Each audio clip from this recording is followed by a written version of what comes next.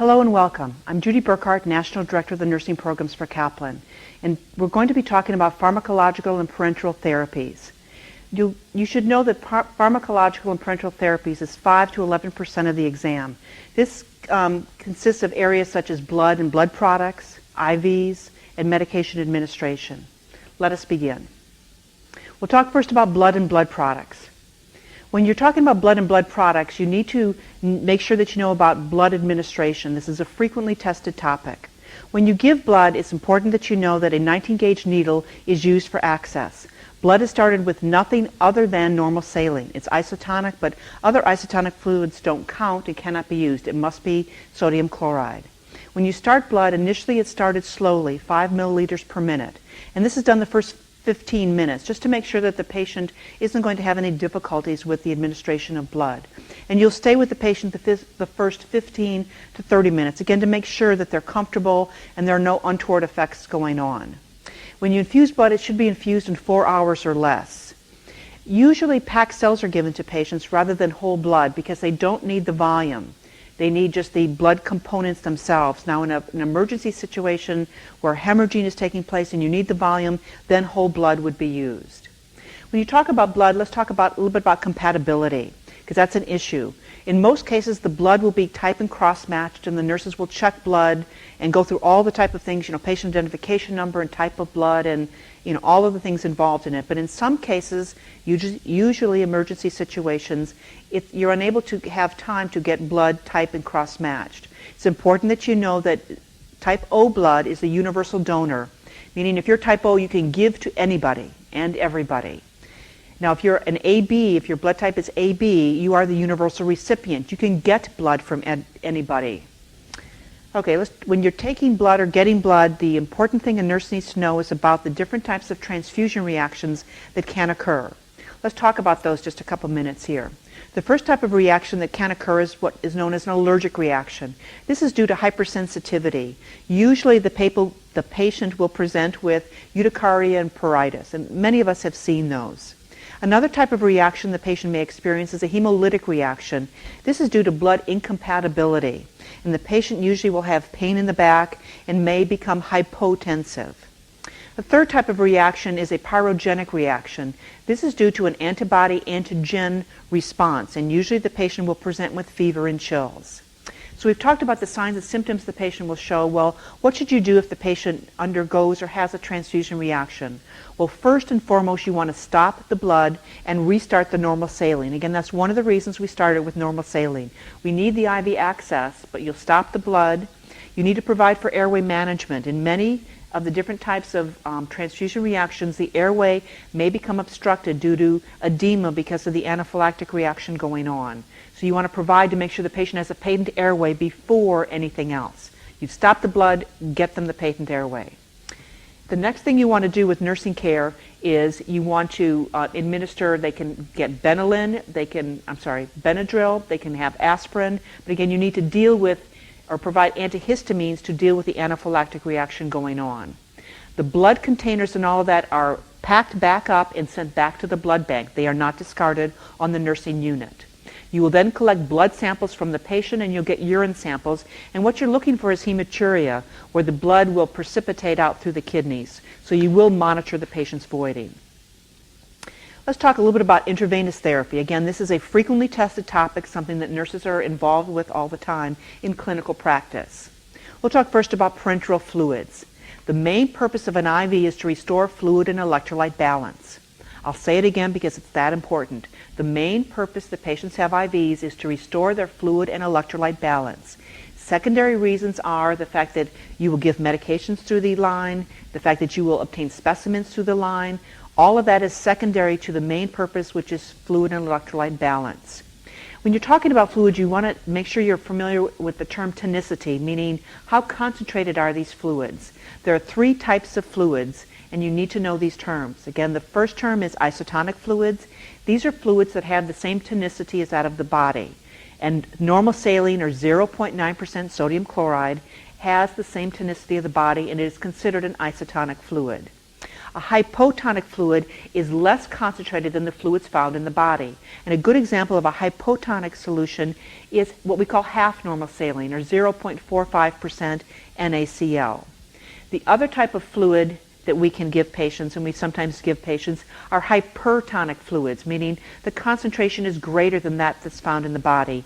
And D10W, meaning dextrose 10% in water, is an example of a hypertonic solution. Let's talk about what you need to do if your patient has IV fluids. Well, first and foremost, you need to maintain sterile technique. This is an invasive procedure, and we don't want the patients to end up with any type of infection because we broke technique at anywhere along the line. The second thing you need to do is to monitor the flow rate. We're giving patient fluids, and again, we want to make sure that we want to restore or maintain fluid and electrolyte balance. We don't want to disrupt it. When you talk about fluid balance and flow rates, you need to know about the equipment. There are different types of equipment. When you talk about drips, there are macro drips. For example, there are some setups that deliver 10, 12, or 15 drops per milliliter. In this case, you would use that if the patient needed a lot of volume in a short period of time. Then you would use a macro drip. Most of us are more familiar with what we call micro drips. This is 60 drops per milliliter. You can see that it's a very small amount per drop. And again, we use it because it's easily controlled. We use it when we want a KVO, or a keep vein open situation, where we want the patient, just in case we need an access line, we'll have fluids running. And usually they're isotonic fluids that are running just to keep the patient in balance. Again, pediatric patients, we would only use a micro drip because we have to be very careful with fluid balance with infants and children.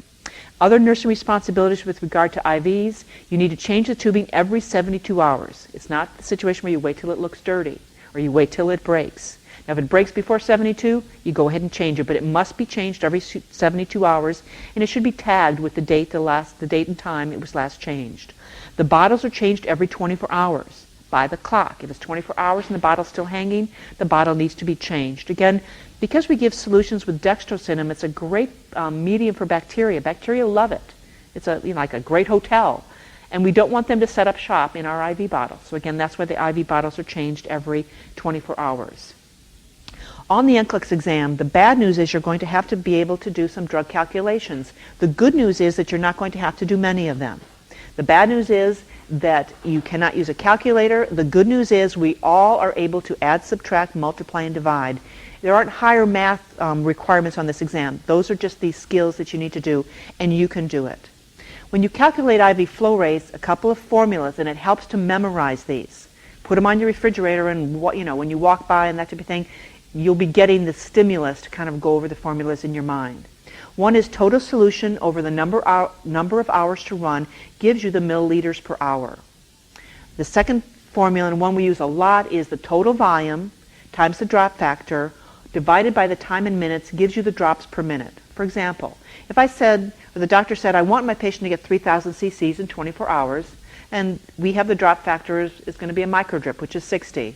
We would then plug in the numbers. Total volume, 3,000 cc's, times the drop factor, which because it's a microdrip is 60, times the time in minutes, which is 60, 24 hours times 60.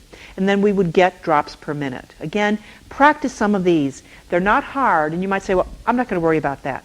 But it's an easy way to get some answers correct on the Nclex. Now, some of you may not have any drug calculations, and some of you might have one or perhaps more.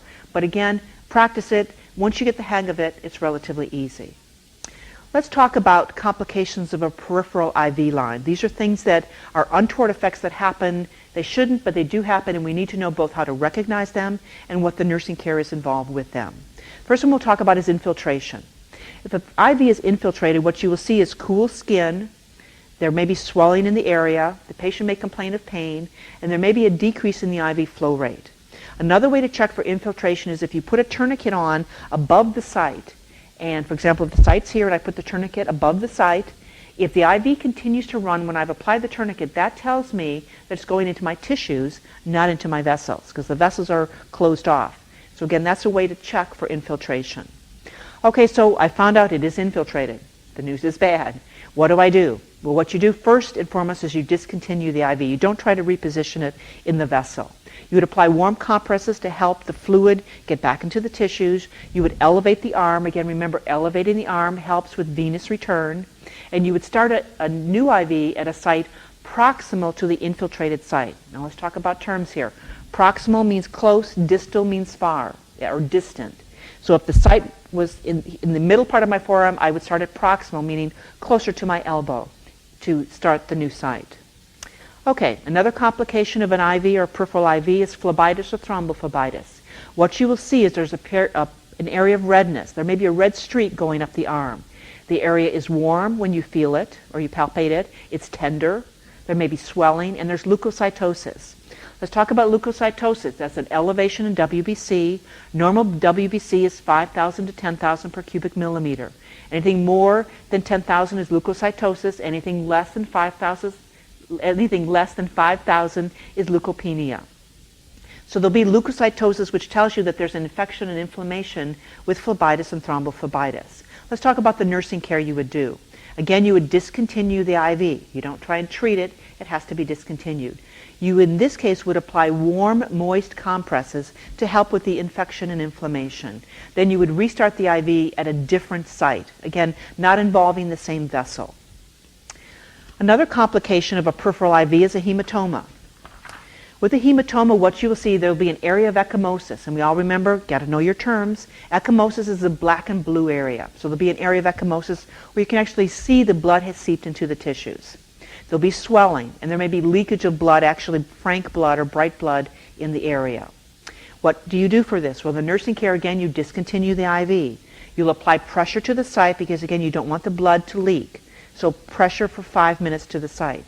You apply an ice bag. Again, you want to have vasoconstriction in the area to allow the platelets and all that to get together and set up a throm or a clot so that the area doesn't continue to bleed. And you will restart the IV in the opposite extremity. So if this happened in the right side or the right arm, you would start it in the left arm. Another complication of an IV, and this happens a lot, happens to all of us, usually in the middle of the night, is where the IV clots off. In this case, what you'll see is a decrease in the flow rate, and there may be backflow of blood actually in the tubing. What you will do in this case, and again, what I'm telling you comes from books. I know you've seen a lot of different things in practice, but for the Nclex exam, this is ivory tower nursing. I want you to choose the answer that Brunner would do, or Ignavaticus would do, or Whaley and Wong would suggest. I don't want you to answer what you may be seeing every day in your practice, because that isn't what Nclex is looking for, but they many times will give you that as an option to see if you're going to take it. Okay, so it's clotted off. We've talked about what you will see.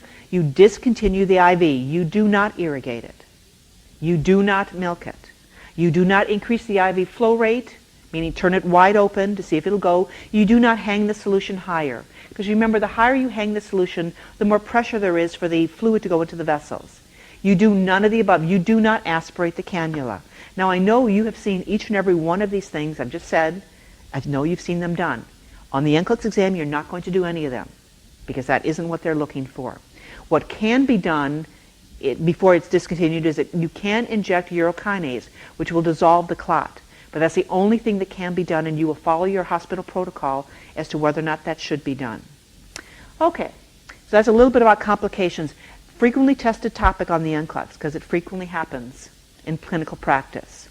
Let's talk a little bit about the different types, we've talked about peripheral IVs. Now we're going to talk about central venous access devices.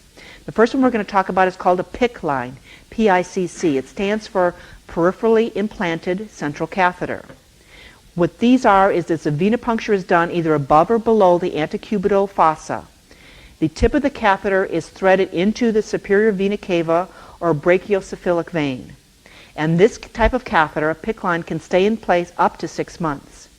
Complications you will see can cause a pneumothorax. Remember, decrease or an alteration in the negative pressure in the lungs causes collapse of the lungs. Another complication of a PICC line, it can cause dysrhythmias or thrombophlebitis. It can damage nerves or tendons, and it can cause the patient respiratory distress.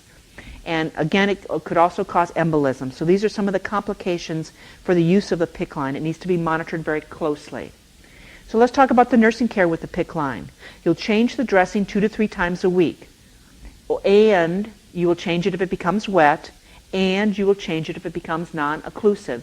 Usually they will put a clear occlusive dressing over these lines so you can see what's going on, and you'll leave it alone. Just change it 2 to 3 times a week unless there's a problem. The second thing you will do with the PICC line is you will flush it with 2 cc's of normal saline. Remember, it's an isotonic fluid, followed by 1 cc of what's known as hep flush, which is a very dilute concentration of heparin, 11 units per milliliter, into each lumen of the PICC line. And that will maintain patency of the catheter. Let's talk about another type of device. A second type of device is what they call an MLC. This is a midline catheter.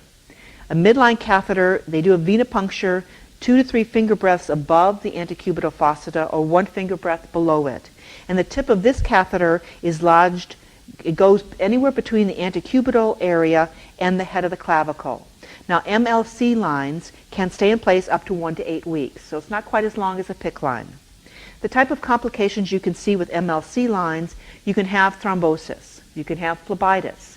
There's a possibility of air embolism, and infection can occur.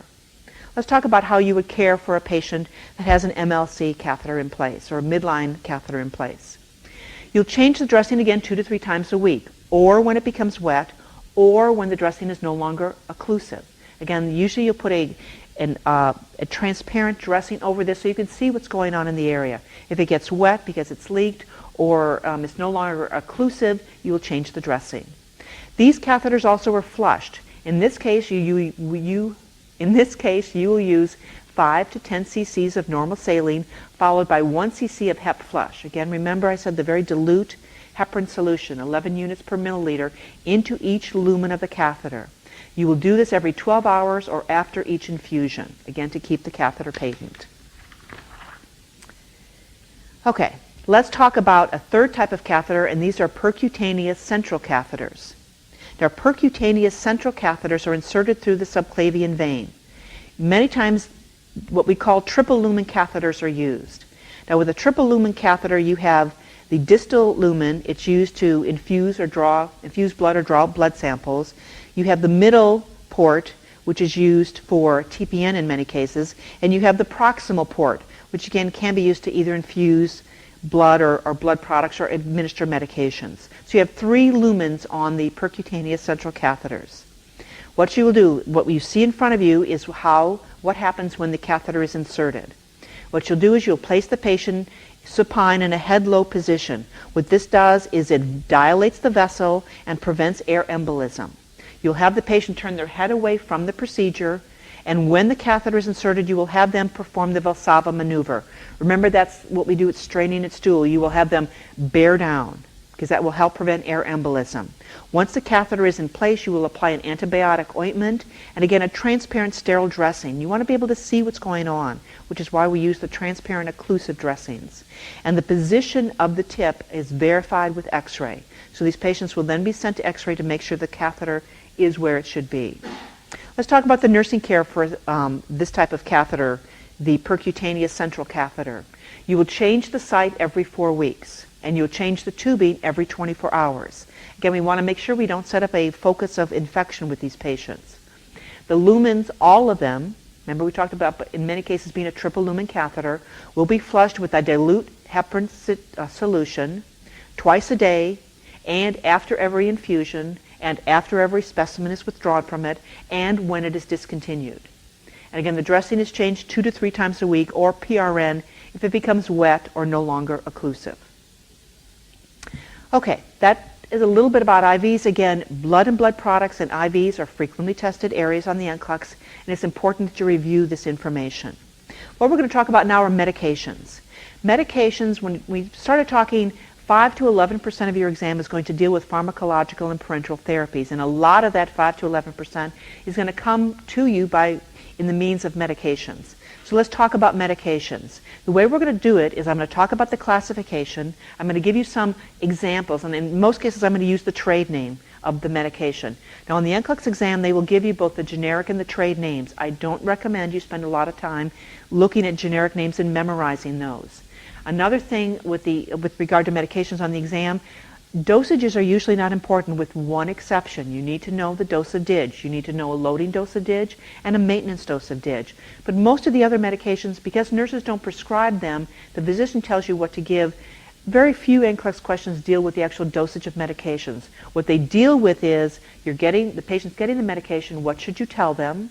What should you observe for? How would you know the medication is effective? And how would you know if the patient were experiencing side effects? So these are the areas you need to be very familiar with. Now, on the Nclex exam, one other little thing is that when they ask you about a medication in a question, they usually will not tell you why the patient's getting the medication. So you won't know what the category is or what type of medication it is. Hopefully, they're medications you're familiar with and you've seen, although you may come across one or two that you are unfamiliar with. In that case, we're going to look at the answer choices and see if you can get clues from the answer choices about what kind of medication is this. What are they talking about here? I mean, if there's things dealing with blood pressure, then you might say, well, this very well might be an antihypertensive. Maybe I'm not as familiar with as I should be. But let me kind of answer the question there. So again, we're going to talk about classifications so you can learn them. So I will give you examples. I'll talk about how the medication works, because on the Nclex, there are questions about patient is getting Lasix, and the patient says, how does it work? And what does the nurse say? So you'll need to know how the medications work. We'll talk about uses, when medications are actually used. I'll give you some of the major side effects, and then most importantly, I'll talk about some of the nursing considerations regarding that classification of medications. You have a chapter or a unit in your book dealing with medications. I strongly advise you to go over it and become very familiar with this area. Okay, let's begin. The first category of medications we're going to talk about are adrenergics. Some examples of adrenergics are Levophed, dopamine, adrenaline, and Dobutrex. These medications act by stimulating the beta-2 receptors in the lungs. They are used for issues or situations such as cardiac arrest and COPD, chronic obstructive pulmonary disease. If your patient's getting adrenergics, the type of side effects you should be looking for are dysrhythmias, tremors, and anticholinergic effects. Now, when we talk about anticholinergic effects, what we're talking about are things such as dry mouth, urinary retention. So, and I'll use this term again and again. In the back of your book, we have some of the medication side effects grouped together. For example, we talk about anticholinergic effects. Take a look at that material. It will help you. Okay, so nursing consideration for adrenergics, you want to monitor the blood pressure. Because these are very potent medications, most times the patient is being monitored very closely when they're getting these medications.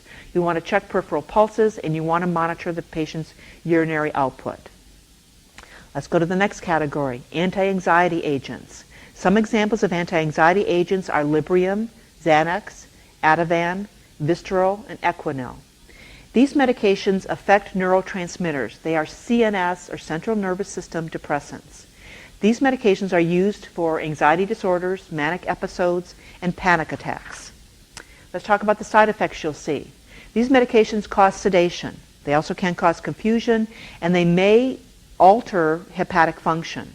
So the nursing considerations for anti-anxiety agents are, well, there's a big potential for addiction and overdose, so they have to be prescribed very cautiously and carefully, and the patient has to be monitored very closely.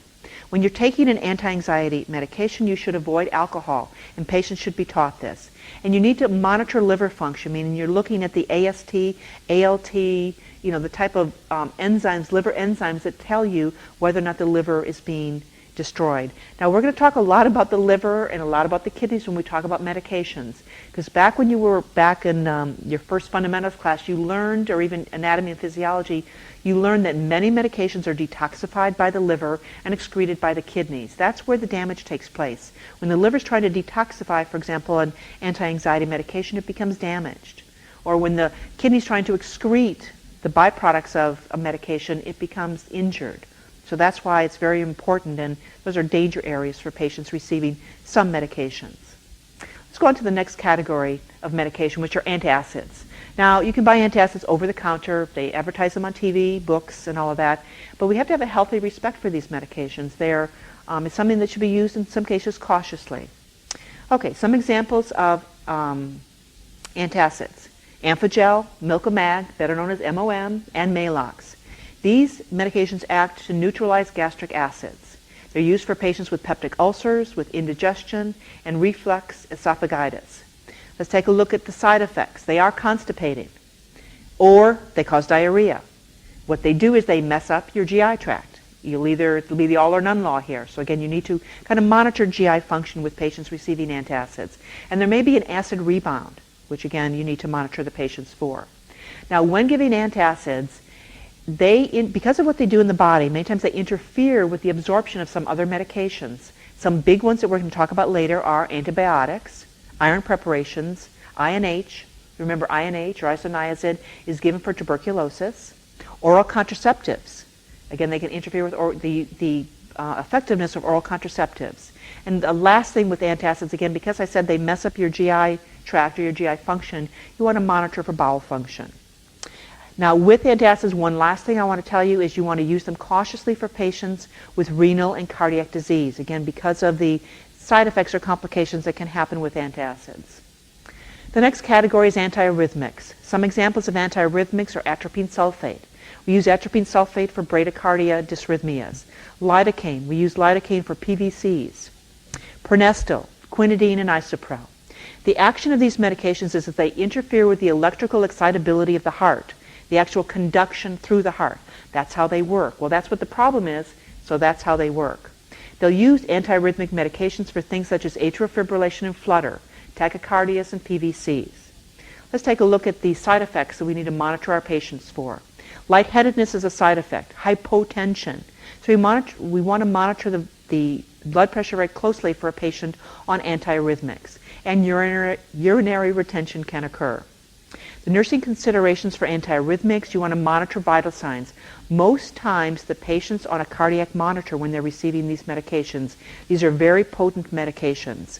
Another thing that you need to do with the patient getting antiarrhythmics is you need to monitor electrolytes, especially potassium. Again, you need to know what normal potassium is and how some of these medications that are antiarrhythmics interfere or are interrelated with potassium. Let's go on to antibiotics.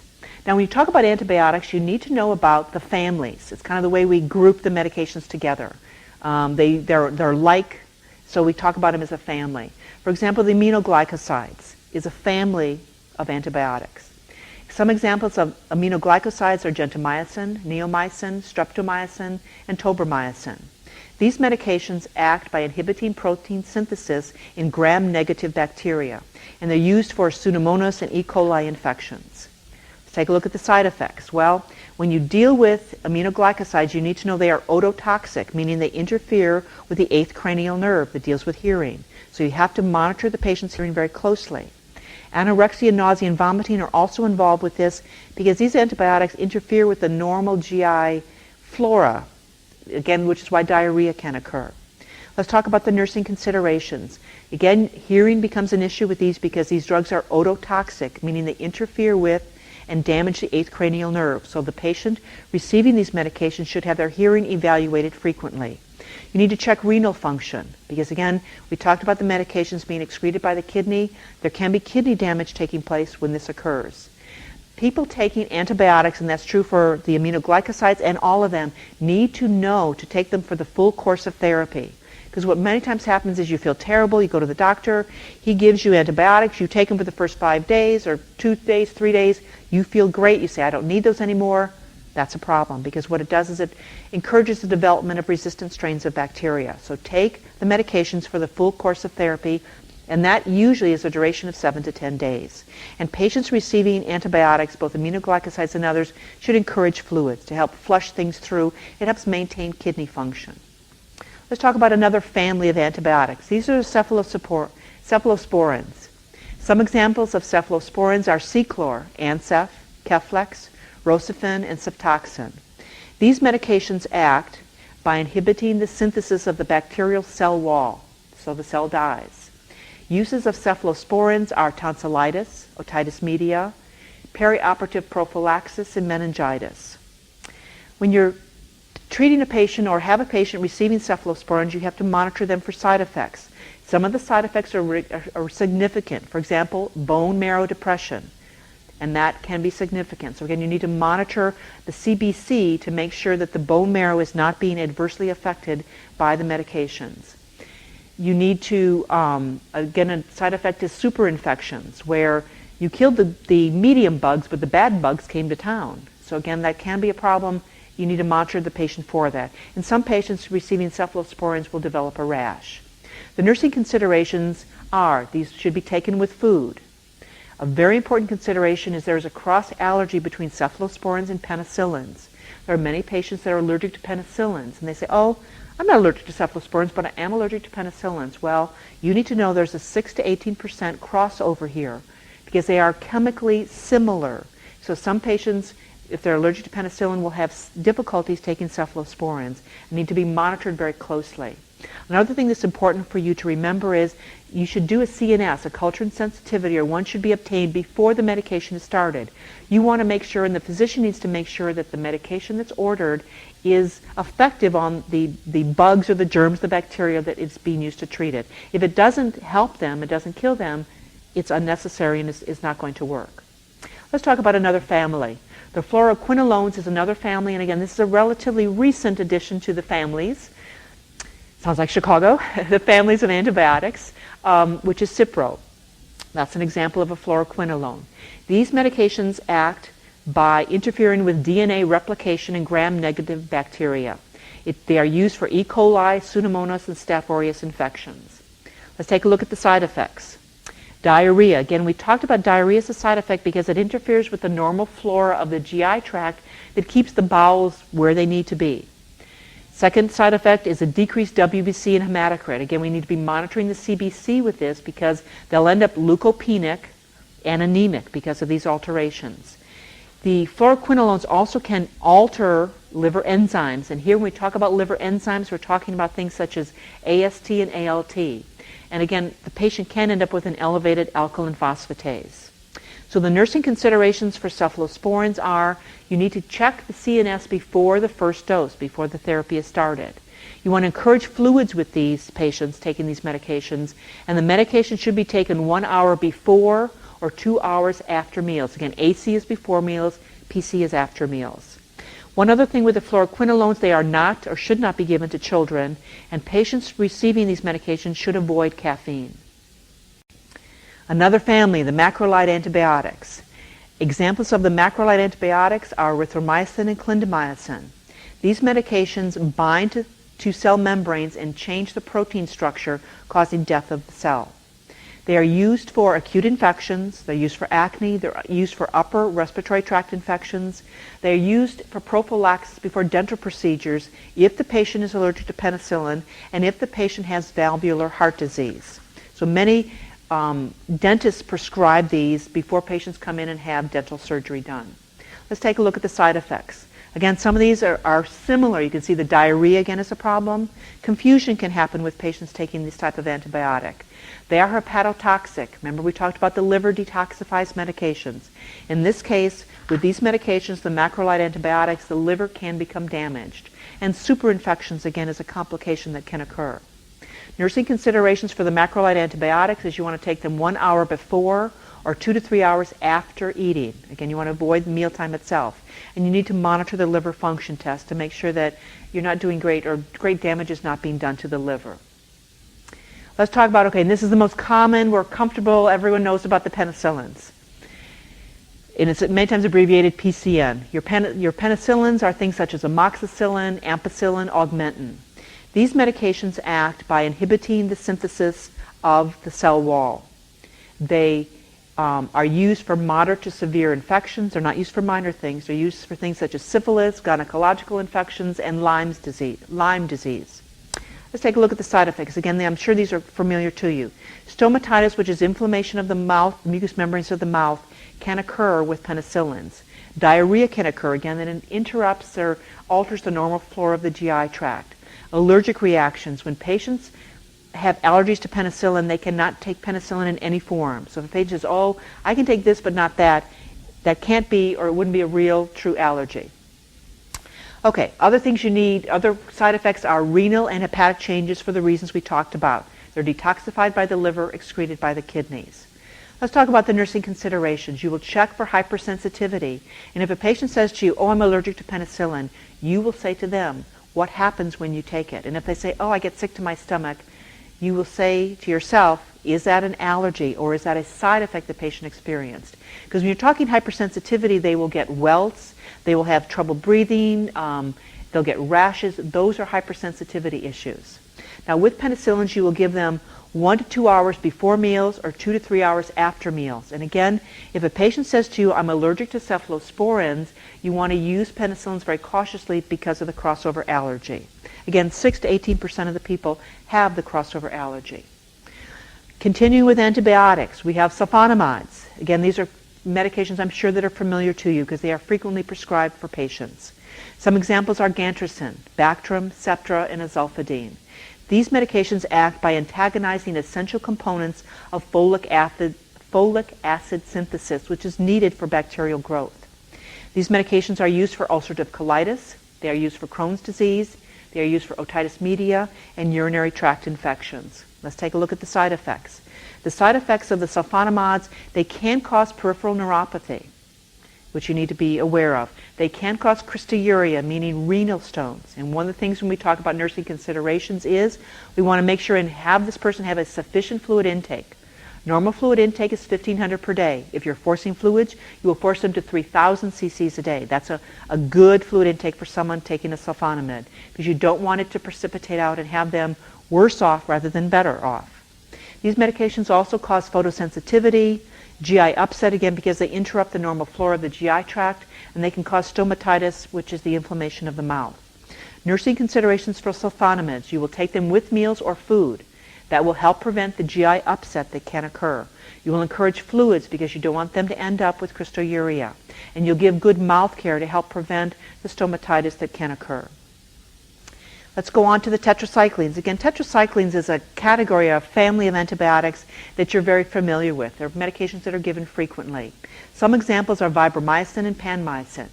These medications act by inhibiting protein synthesis. They're used for infections, acne, and prophylaxis against ophthalmia neonatorum. Let's take a look at the side effects that you'll see. Now these medications, again, this is something that you probably remember because it's kind of a quirk. These medications can discolor primary teeth if they're taken by a mother during pregnancy. Also, these medications should be avoided during periods of tooth development, which are 4 months to 8 years of age, because again, they will discolor the teeth. Other side effects with the tetracyclines is they can cause glossitis, which is an inflammation of the tongue. And they can cause a rash, and they can cause phototoxic reactions. Nursing considerations. The tetracyclines, you will take them 1 hour before meals or 2 to 3 hours after meals. You will not take them with antacids or milk or iron preparations because they interfere with the absorption. So you will not get what you need. Again, you do not take them with antacids, milk, iron, and if the patient has both of these things ordered, you will space them out so they never are at the same place at the same time. With the tetracyclines, it's important that you note the expiration dates because if the medications are exposed to light or are left laying around for long periods of time, they decompose to a very toxic substance and they would hurt the patient if they were ingested. So you don't want to do that. And you want to monitor renal function. Again, we talked about the fact that the medications are excreted by the kidneys. Again, we want to make sure the kidneys are not being damaged. And there is some photosensitivity. We talked about the phototoxic reactions that can occur. So this patient should use sunscreen and should avoid the sun. Okay, we're out of antibiotics. We finished the families. Now we're going to talk about medications for urinary tract infections. And there's a couple of them here. We'll talk first about a medication that's commonly prescribed, which is furodantin. Side effects of furodantin, the patient may experience asthma attacks or diarrhea. The nursing considerations. Now, furodantin is an anti-infective medication. You want to give it with food or milk, and you want to monitor the pulmonary status of the patient because of the possibility of how it does with asthma. Another medication used for urinary tract infections is mendelamine. This medication, again, is an anti-infective. Side effects are elevated liver enzymes. So the nursing considerations are you want to give this with cranberry juice to acidify the urine. Again, remember, lower pH tells you the urine is acid. Okay, the last medication for urinary tract infection we're going to talk about is pyridium. This medication is a urinary tract analgesic. Patients that have had urinary tract infections, when you give them pyridium, they go, oh, great, because it's an analgesic to the urinary tract. No longer do they have the great burning that they had before with the urinary tract infection. Side effects of pyridium are headache and vertigo.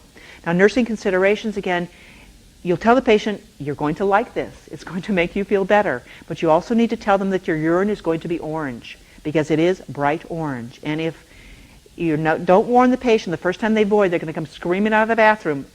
I thought I was sick before. I'm really sick now. Something bad has happened.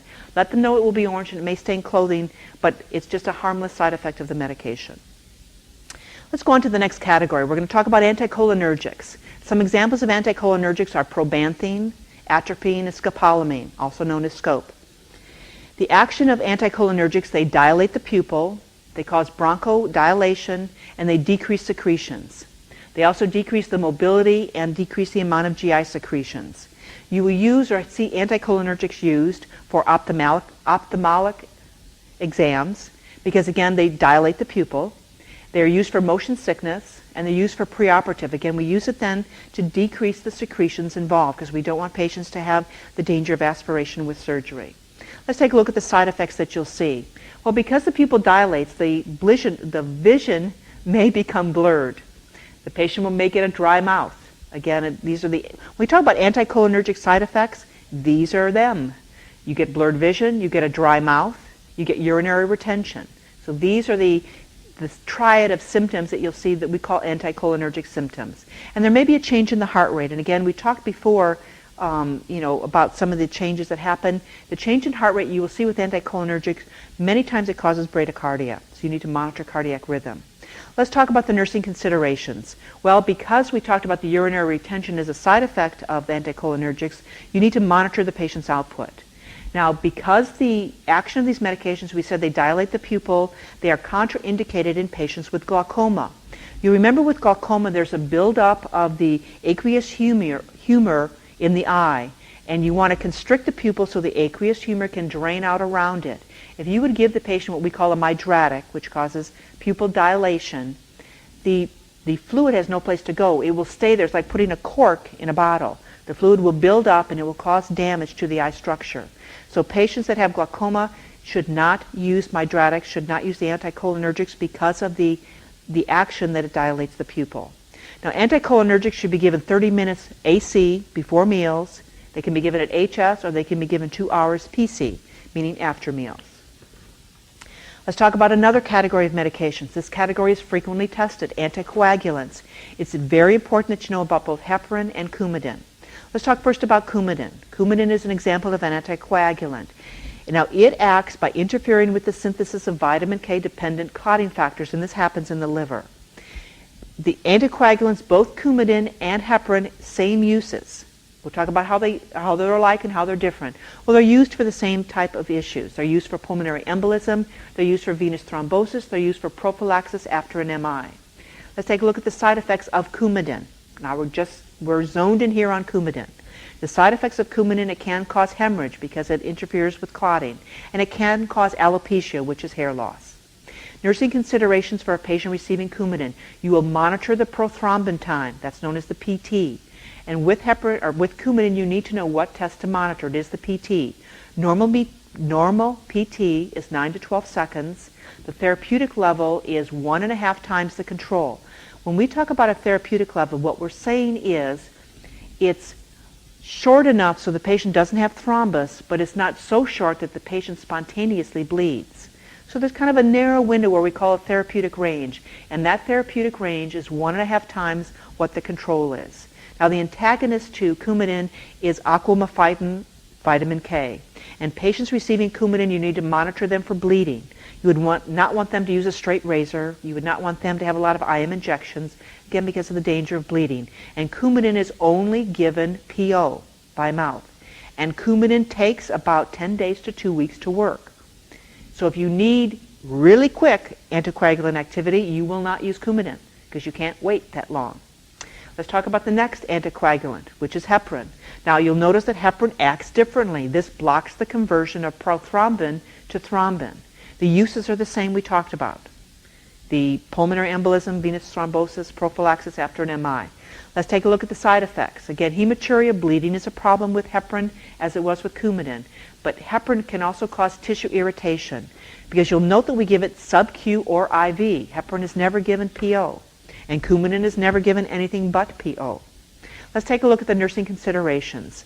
The test you use to monitor heparin's effectiveness is the partial thromboplastin time, or the PTT. Again, got to know the test that goes with the medication.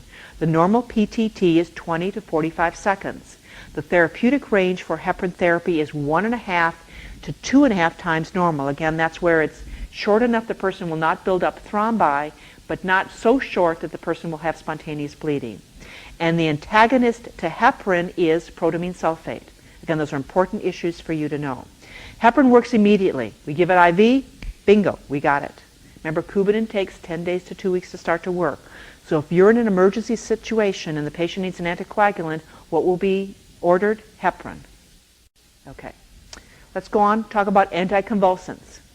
Examples of anticonvulsants, again, these are frequently tested medications because these are frequently administered medications. There are examples such as Dilantin, Luminol, Depakote, Tegatrol, and Klonopin. These medications act by decreasing the flow of calcium and sodium across the neuronal membranes, and they're used for seizures. Let's take a look at the side effects that you'll check a patient for. Okay, one side effect is respiratory depression, serious side effect. So I'm sure we're going to monitor the patient's respirations. Another side effect is aplastic anemia, serious side effect. I'm sure we're going to monitor the patient's CBC. Gingival hypertrophy, again, we see that many times with Dilantin, and it probably is one of the most common side effects that students first learn when they go to nursing school. And ataxia or instability is, again, a side effect of anticonvulsants. Nursing considerations, these medications should not be discontinued abruptly. If they are, seizures will result. So if the patient's going to be taken off them, you need to taper them gradually. And you'll want to monitor the patient's intake and output. Now, patients receiving anticonvulsants need to avoid alcohol, because that will interfere and it becomes hepatotoxic. And with Depakote, you don't want to take it with carbonated beverages. And Depakote can prolong the bleeding time. Let's talk about antidepressants. A type of antidepressants are MAO inhibitors. Some examples are Marplan, Parnate, and Nardil. Now, these medications act by increasing the concentration of neurotransmitters, and they are used for depression and chronic pain. Let's take a look at the side effects. This one I'm sure you are all familiar. MAO inhibitors plus tyramine equal hypertensive crisis. A side effect is a hypertensive crisis if they are taken with tyramine-containing foods, such as in the beer, bananas, bologna, pepperoni, Chianti. These type of foods cannot be ingested when the patient is taking an MAO inhibitor. Another side effect is photosensitivity. Let's talk about the nursing considerations. Well, the patient needs to know to avoid foods containing tyramine, and they need to know not only to do it, but what foods contain the substance that they should avoid, because you don't want them to experience the hypertensive episode that can occur. Okay, you also want to monitor output, and these medications, the MAO inhibitors, take about 4 weeks before you see the full effectiveness. Other things is you want to avoid caffeine, and the patient should wear sunblock because of the photosensitivity. Let's talk more about a different type of or other antidepressants. There's a category or type called the SSRIs, which are selective serotonin reuptake inhibitors. Some examples of these medications are Prozac, Paxil, and Zoloft. The action of these medications is that they inhibit CNS, or central nervous system, uptake of serotonin. They are used for depression, they're used for obsessive compulsive disorders, and bulimia. Let's take a look at the side effects. What you will see with the side effects of these medications is they can cause anxiety, can cause a GI upset, they can alter appetite and bowel function, and they may cause urinary retention. So, nursing considerations. Well, the most important one is when these medications are given, you need to monitor for suicide, and the greatest time is when the depression is lifting, which happens about 4 weeks after the medication is given. Then the patient has enough energy to complete their plans for suicide. So again, they need to be monitored very closely. So nursing considerations, suicide precautions. Let the patient know it will take about 4 weeks till you begin to feel better, so they don't expect something before then. And these medications should be taken in the AM. Now these medications can potentiate some other medications that again are very big medications, such as digoxin, Coumadin, and Valium. So if they're taken together, they have to be monitored very closely. Let's talk about another type of antidepressants. These are your tricyclics. Some examples are Elavil, Tofranil, and Nopramine. These medications inhibit the reuptake of neurotransmitters. They are used for depression and for sleep apnea. Some side effects of your tricyclics, they cause sedation. You have your anticholinergic effects, and we talked about that, the urinary retention, the dry mouth. Other side effects are confusion, postural hypotension, and whenever we see that, we know we're going to let the patient know to change positions very slowly, and urinary retention. So the nursing considerations for the tricyclics are, you will monitor for suicide, again, when the depression is lifting. These medications take about 2 to 6 weeks to work, and the patient is at greatest risk for suicide as the depression lifts about 4 to 6 weeks after they begin taking them. These medications should be taken at HS or hour of sleep because of the sedative side effect, and you want to monitor the vital signs. They can cause photosensitivity, so you will want to wear a sunblock or a sunscreen when outside. These medications should not be discontinued abruptly. If they are discontinued abruptly, the patient may experience headache, vertigo, and nightmares. And again, when you're taking antidepressants of all types, you want to avoid alcohol because it potentiates the action of the medication. Also, these medications, if you're taking digoxin, Coumadin, or Valium, they potentiate the action of those medications also. Let's go on to a different type of medication altogether. We'll talk about insulin. When you talk about insulin, there are fast-acting, intermediate-acting, and slow-acting insulins, and you need to know about insulins because they are frequently tested on the Nclex. Fast-acting insulin. Some examples are regular insulin or Humulin R. You need to know onset, peak, and duration. Now, you don't need to know the exact numbers. You need to know the neighborhood, not the house, but the neighborhood. Again, memorize these numbers, and that will get you to the neighborhood. Nclex isn't going to give you half an hour, 45 minutes, an hour. Not that close together. They want to know if you know the neighborhood. Okay, onset of fast-acting insulins is half an hour to an hour. They peak in 2 to 4, and they last 6 to 8. If the patient's going to have a hypoglycemic episode, it will happen, well, assuming they took their insulin, as most people do, first thing in the morning, they will have a hypotensive or a hypoglycemic episode, rather, mid-morning, and it will be shown by trembling and weakness. Let's take a look at intermediate-acting insulins. The most common of these is NPH or Humulin N. The onset of these, you can see that it's longer. Onset 2 hours, peak 6 to 12, last 18 to 24 or 26. If this patient is going to experience a hypoglycemic episode, it's going to happen in the early evening because of when the insulin peaks. And again, they will be manifest by trembling and weakness. Let's take a look at the longest, or what we call the slow-acting insulins. And this is, and the way I remember, Ultralenti. It takes me a long time to say it. It takes a long time to work. The onset here is 4 hours, peak 8 to 20, duration 24 to 36. And if the patient has a hypoglycemic episode based on taking Ultralenti, it will be the following morning, because again, it peaks in 8 to 24 hours. There is a last type of insulin that you need to know about, and those are what we call combination insulins. These are things such as Humulin 70-30.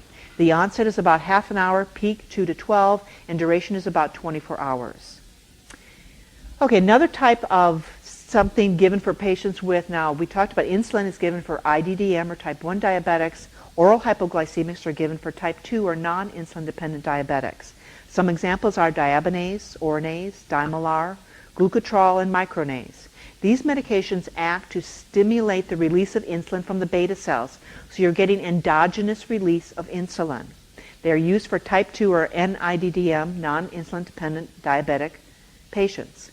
Take a look at the side effects. They can cause hypoglycemia, as can insulin. So it's not that if you take the pill, I don't have to worry about hypoglycemia. You do. They also can cause an allergic skin reaction and can cause GI upset.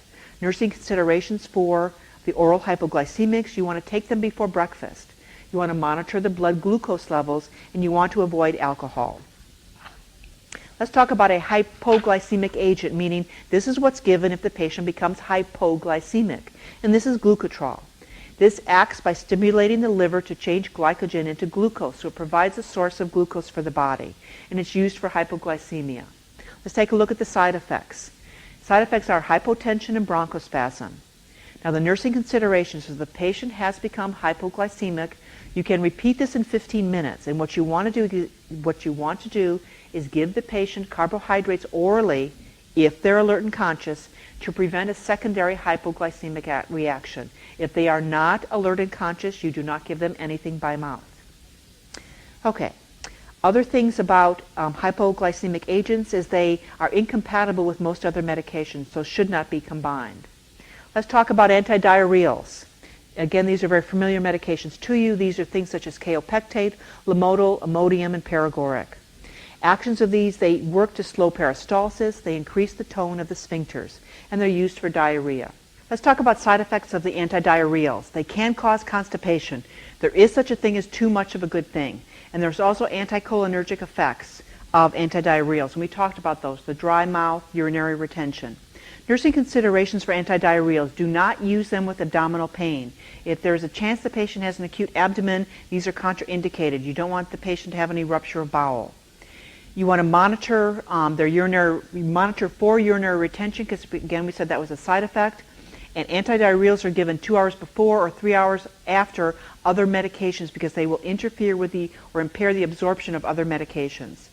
One of the other things before I leave antidiarrheals, a commonly given medication is Pepto-Bismol, and patients and families and parents need to know that this contains aspirin and should not be given to children because of its association with Reye syndrome. Let's go to another category of medications. Let's talk about antiemetics. These are medications such as Tygan, Compazine, Torocan, Reglan, Antivert, and Dramamine. Again, we're all familiar with these because they're used frequently. These medications increase GI motility. They block the effect of dopamine in the chemoreceptor trigger zones for vomiting, and they're used for vomiting. Let's take a look at the side effects. There is a sedative issue here. They can be sedating, and they have anticholinergic, or kind of the cotton mouth or dry effects. The nursing considerations: antiemetics, now there's a protocol where patients undergoing chemotherapy will get antiemetic or an antimedicatic regimen before they ever get the chemotherapy. Now, with antiemetics, something that is not well known but should be known and patients should be aware of is that you do not want to use them with viral infections, because of they also are associated with the development of Reye syndrome. Let's go on and talk about antifungals. Some examples of antifungals are amphotericin B, also known as amphotericin, and nystatin. These medications impair cell membrane. That's how they cause cell death in bacteria or in funguses. They are used for things such as candidus, oral thrush, and histoplasmosis. Let's take a look at the side effects. They are hepatotoxic. Again, because they are detoxified by the liver, they can cause damage. They can cause thrombocytopenia. Remember, your platelets, normal platelets are 100,000 to 300,000. A decrease in that is called thrombocytopenia. Again, the person is in danger for injury. Leukopenia, which is a decrease in WBC. Remember, we talked about WBC normal are 5,000 to 10,000. Anything less than 5,000 is leukopenia. Again, that can cause or can happen with before the evolution is pruritus, or the itching. Now, nursing considerations for antifungals is you want to give them with food to decrease the GI side effects. You want to monitor liver function very closely, again, because we said they are hepatotoxic, and you want to give good oral hygiene. Let's go on and talk about another category. We'll talk about anti-gout medications. These are medications used for gout. Some examples are colchicine, probenecid, and Zoloprim. These medications act by decreasing the production and resorption of uric acid. Let's take a look at the side effects. You can have a granulocytosis, GI upset, and renal calculi. And probably renal calculi is the one we are most familiar with. The nursing considerations for medications used for gout are: you want to monitor renal function, again, because they can cause renal calculi. You want to give these medications with milk, food, and antacids to decrease or prevent the GI side effects. Now, one other thing you need to know about anti-gout medications is it helps to keep the urine alkaline, because that will help prevent renal stones also. So you want to give things to help the urine stay alkaline. Let's now talk about antihistamines. We talked about antihistamines a little while ago when we talked about blood products and the type of complications you can get with that. Now we're going to talk about the medications used to help in that situation. Some examples are chlortrimeton, Benadryl, and Phenagrin. These medications act by blocking the effects of histamine. They are used with things such as allergic rhinitis and allergic reactions to blood, which we talked about before. Side effects: they do make you drowsy. They do give you the dry mouth or the cotton mouth, and it does cause photosensitivity. Now, patients receiving antihistamines should know that they should be taken with food. You need to use sunscreen because there is photosensitivity involved, and they should avoid alcohol. Another thing is you need to caution them not to participate in activities that require alertness because they can become very groggy due to the sedation. Let's talk about anti-lipidemic agents. Some examples of anti-hyperlipidemic agents are Questran and Lipid. These medications act to inhibit cholesterol and triglyceride synthesis. They are used when patients have an elevated cholesterol, or they are used to reduce the incidence of cardiovascular disease. Let's take a look at the side effects. They can be constipating, and the person can end up with a fat-soluble vitamin deficiencies. Remember, your fat-soluble vitamins are A, D, E, and K, and there can be a problem here. Nursing considerations. Your anti-hyperlipidemic agent should be taken at HS or 30 minutes before meals, AC. Or you will give them 1 hour before or 4 to 6 hours after other medications. The reason you do this is it would block the absorption of the other medications that it is given with. Now let's talk a minute about Questran. How is it given? Questran is medication that's sprinkled over food or non-carbonated beverage, and you'll let it, wet food, because it needs to be wet or a beverage, you'll let it sit for a minute and then you'll stir it. So that's how it is administered. So again, that is something that Nclex may ask you about because it is a frequently ordered prescribed medication. Let's go on and talk about antihypertensives. Now when we talk about antihypertensives, we're going to talk about different types of antihypertensives, and they act differently, and this is an important category of medications that is frequently tested. We're going to talk first about the ACE inhibitors. ACE stands for angiotensin converting enzyme. This is how these medications work. Some examples are Kaplan and Vasotec. These medications block ACE, or the angiotensin converting enzymes in the body, and they're used for hypertension and congestive heart failure. Let's take a look at the side effects. The patient may experience GI upset, orthostatic hypotension. Again, we want to have them change position very slowly, very carefully, and can cause dizziness. So there are safety issues involved here. The nursing considerations for the ACE inhibitors are that you want to give them 1 hour AC, meaning before meals, or 3 hours PC. And again, we want to caution the patient to change positions very slowly and be cautious in their ambulation because of the dizziness. Let's talk about the beta-adrenergic blockers, again, a different type of antihypertensives. Some examples of your beta blockers are Tensilon, Nadol, propranolol, and Timoptic. These medications block the beta-adrenergic receptors. They're used for hypertension, angina, and SVT, which is supraventricular tachycardia.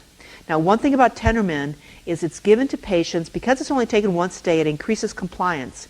So if a patient is not compliant with medications for a hypertension, many times they will order Tensilon. Let's take a look at the side effects. There can be changes in heart rate. Now, in some cases, the heart rate will go up and they'll become tachycardic. In some cases, the heart rate will go down and they'll end up with bradycardia. The patient also can suffer from hypotension, meaning, again, there can be too much of a good thing, and the patient may experience bronchospasm.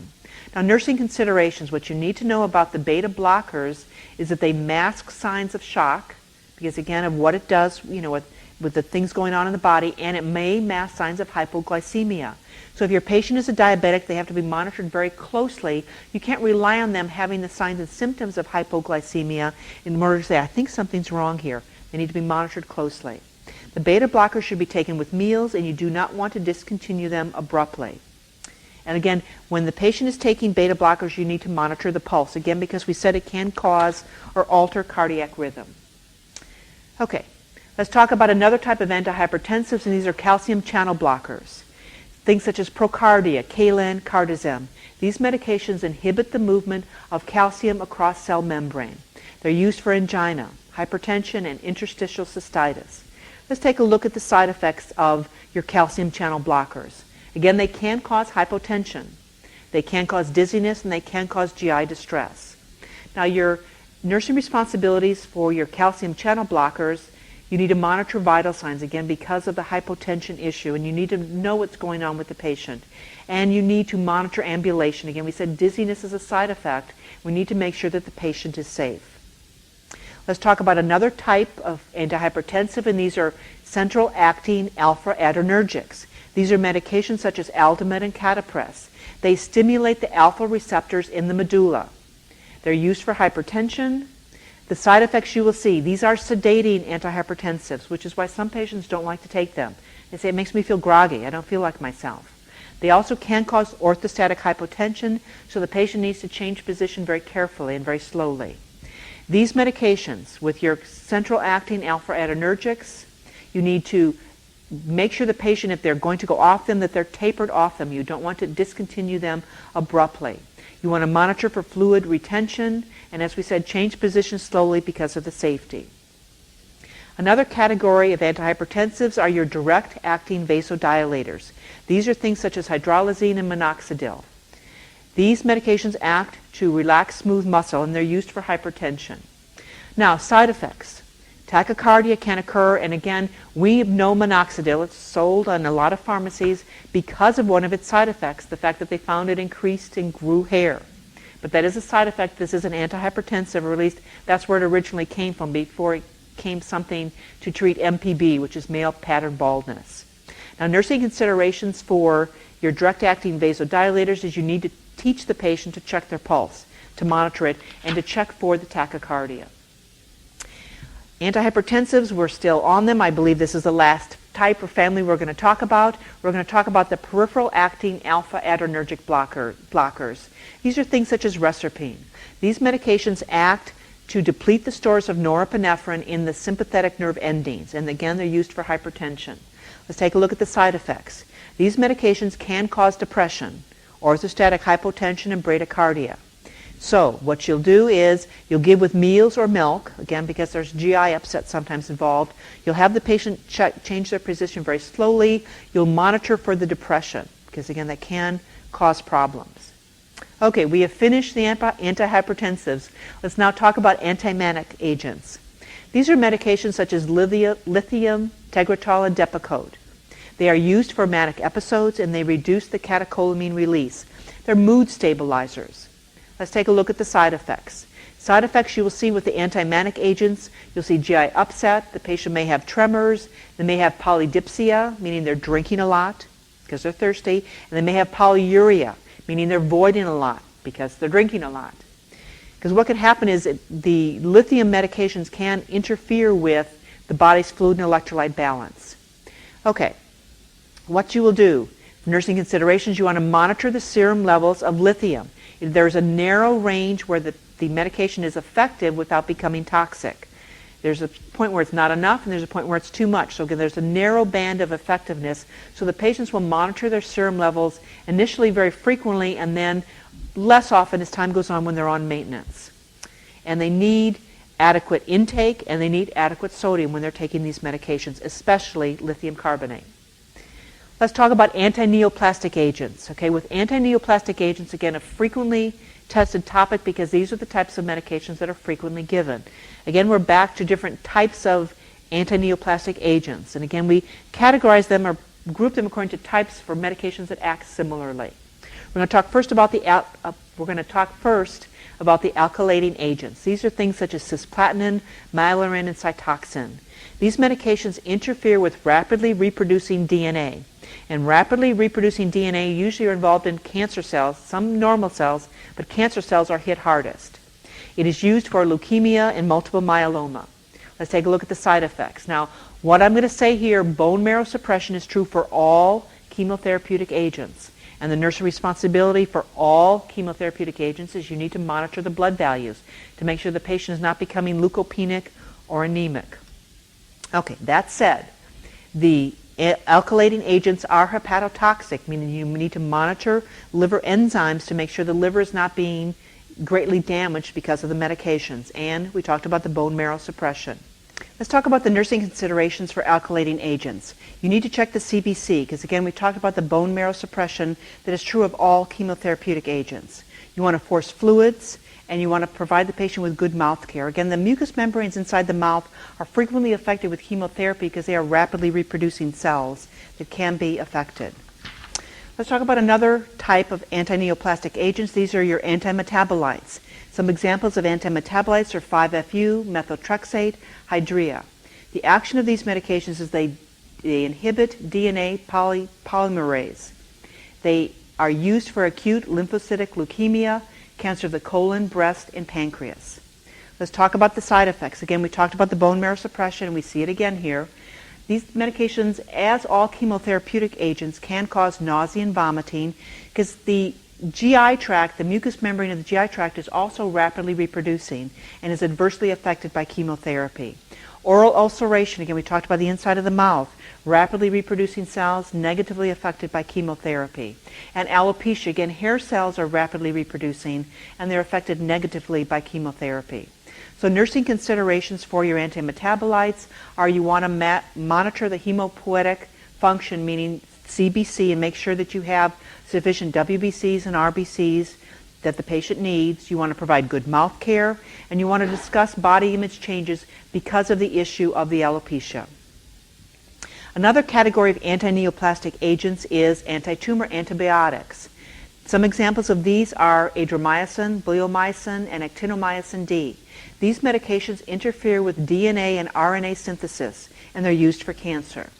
The side effects, again, bone marrow suppression, alopecia, and stomatitis, which is inflammation of the mouth. Nursing considerations, you want to monitor the patient's vital signs, and many times they will get an antiemetic regime before they begin the chemotherapy. Another type of anti-neoplastic agents is a little different. These are hormonal agents, things such as diethylstilbestrol, also known as DES, tamoxifen, and testosterone. These medications change the hormonal input into sensitive cells.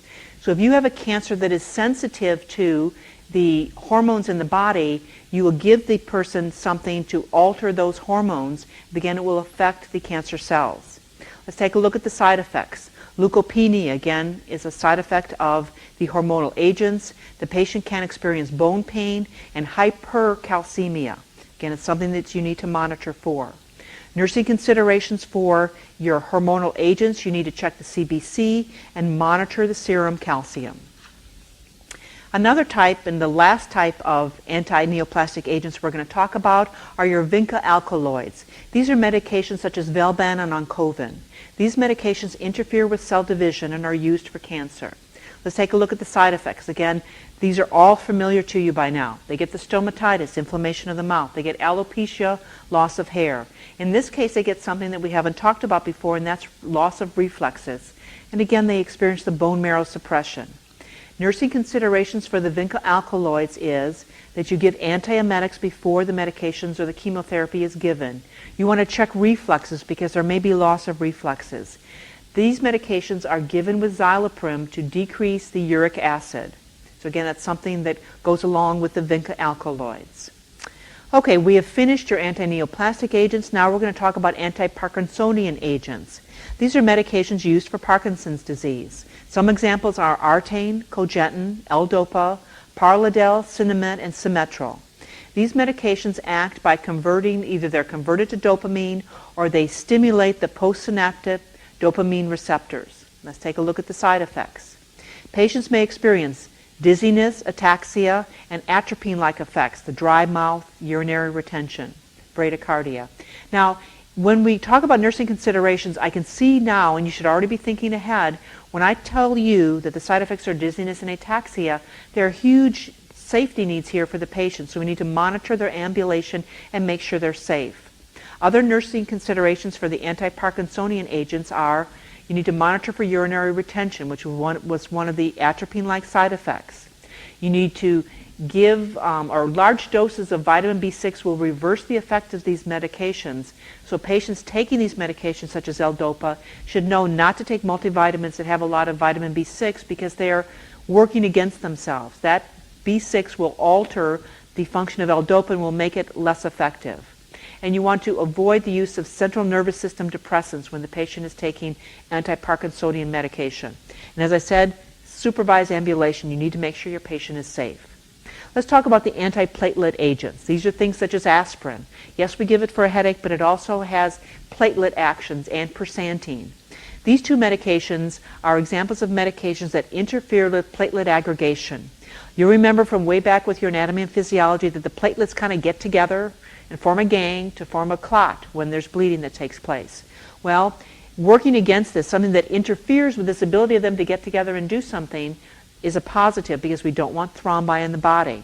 So the uses of antiplatelet agents are for venous thrombosis and for pulmonary embolism. Let's take a look at the side effects. Well, because it discourages the platelets, from getting together to form a clot, there is a possibility of hemorrhage. And there's also a possibility of thrombocytopenia, which again is a decrease in platelets. Remember, your normal platelets are 100,000 to 300,000 per cubic millimeter. Okay, nursing considerations for your antiplatelet agents. You want to check for signs of bleeding. And you'll check for like overt signs of blood, but you'll also, when the patient brushes their teeth, do they have bleeding gums? When they shave in the morning, when they cut themselves as they're bleeding, they'll be checking their stools for dark stools or hematuria, blood in the urine. Okay, these medications, because they are irritating to the GI tract, should be given with food or milk, because you don't want to set up a GI problem. Okay, antipyretic agents. Well, aspirin was one of them. We talked about that when we talked about its platelet aggregation properties, but we know that aspirin causes a decrease in temperature, as does Tylenol. Now, Tylenol, these medications act because they work in the hypothalamus with the antiprostaglandin activity, and they're used for fever. Now, you'll remember that the hypothalamus is the temperature regulating place in the body. That's why they need to work there. Okay, side effects. These medications can cause GI irritation and liver dysfunction. So you'll want to monitor liver function. Again, you'll need to give them with milk or some type of food so you don't have a lot of GI distress. Aspirin is contraindicated for infants or children with viral syndromes because if it's associated with Rye syndrome or toxic encephalopathy. Let's go on and talk about antipsychotic agents. There's several different types of antipsychotic agents. One type is the phenothiazides. These are things such as Thorazine, Mellaril, Stelazine, and Haldol. These medications act by blocking dopamine receptors in the basal ganglia. They're used for acute and chronic psychoses. Let's take a look at the side effects. Okay, and we're going to have some terms here, and you're looking at the term or you're listening to the term. Let's talk about what they mean. Now, akathisia. Akathisia is motor restlessness when the person just can't stand still. Dyskinesias are involuntary or abnormal voluntary movements. Dystonic reactions are where you have abnormal muscle tone that produces spasms of the mouth, tongue, and face. Those are your dystonic reactions. Parkinsonian syndromes, again, is something where the person will develop kind of like a Parkinsonian, they look like they have Parkinson's. They'll have the rigid facial expression, they'll have the kind of shuffling gait, they'll have the excessive salivation, they might have tremors, the mask-like face, all the type of things involved with Parkinson's. And no, they haven't developed Parkinson's, but they are experiencing the Parkinsonian side effects of these type of antipsychotic medications.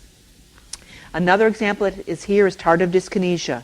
These are your involuntary movements of the mouth, tongue, and trunk and extremities, such as sucking, tongue thrusting, say that 3 times, tongue thrusting movements. Those are the type of things you see with tardive dyskinesias. Okay, these are all side effects you'll get with your phenothiazide medications. Nursing considerations, you'll check the CBC because, again, it can cause problems with blood formation. You'll monitor vital signs. You want to avoid alcohol and caffeine. Other things, it takes about 4 to 6 weeks for these medications to become effective. So the patient needs to know they're not going to have instant success with these, or they're not going to see instant change with these. And you want to monitor the blood levels of these medications. Let's talk about antithyroid medications. Some examples are Tapazole, SSKI. Now, SSKI stands for saturated solution of potassium iodide. These medications reduce the vascularity of the thyroid gland, and they're used for hyperthyroidism, myxedema. Let's take a look at the side effects. Some side effects are leukopenia. You remember the leukopenia is a decrease in WBC. Normal WBC is 5,000 to 10,000 per cubic millimeter. Anything less than 5,000 is leukopenia. They also can experience rash and thrombocytopenia. Thrombocytopenia is a decrease in platelets. Normal is 100,000 to 300,000. Nursing considerations for your antithyroid agents. They may have a bitter taste, and if you've ever tasted iodide, you'll remember it. It is very, very bitter. And these medications may cause burning in the mouth. You want to give them with meals, and you want to check the CBC again. You're looking for the leukopenia and the thrombocytopenia. Okay. Now let's talk about thyroid replacement agents. These are given for patients that don't have enough thyroid. Medications are Synthroid and Cimetel. These medications act by increasing the metabolic rate. They are used for hypothyroidism and Graves' disease. Let's take a look at the side effects. Well, because they increase the metabolic rate, you can expect that you will see things such as nervousness, tachycardia, and weight loss, because the whole metabolic process has been speeded up. Nursing considerations, you want to monitor the patient's weight. You want to have the patient take it in the AM. You don't want them up all night. And you want to report any shortness of breath the patient would experience. Let's talk about antitubercular agents. Tuberculosis is a disease that is increasing rather than decreasing in the United States at present time, and they're developing resistant strains of TB that are not effective, or the medications are not effective with these particular strains. Let's talk about some of the more common antitubercular medications. The first one is INH, isoniazid.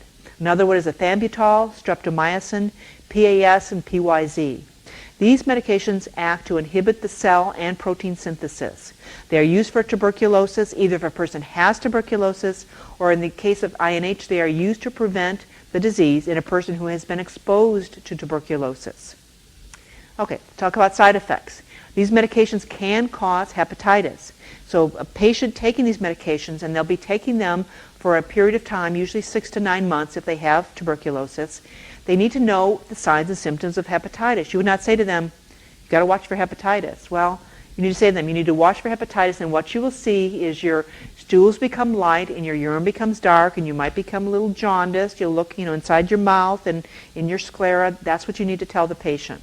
So the side effects are hepatitis and also peripheral neuritis. Nursing considerations for the antitubercular medications, you'll check liver function studies because you're looking to see if they're developing the hepatitis. You may also give the patient vitamin B6, pyridoxine, so they do not develop peripheral neuritis, or you might give it if they have developed peripheral neuritis. Now, one of the things you need to know about INH with the antitubercular medications is there's such a thing as slow and rapid inactivators, meaning different people, based on their genetic heritage, work with the medication different ways. Some people metabolize it very quickly, some people metabolize it very slowly. There's information about this in your book. Do read over this because this is something that you need to know.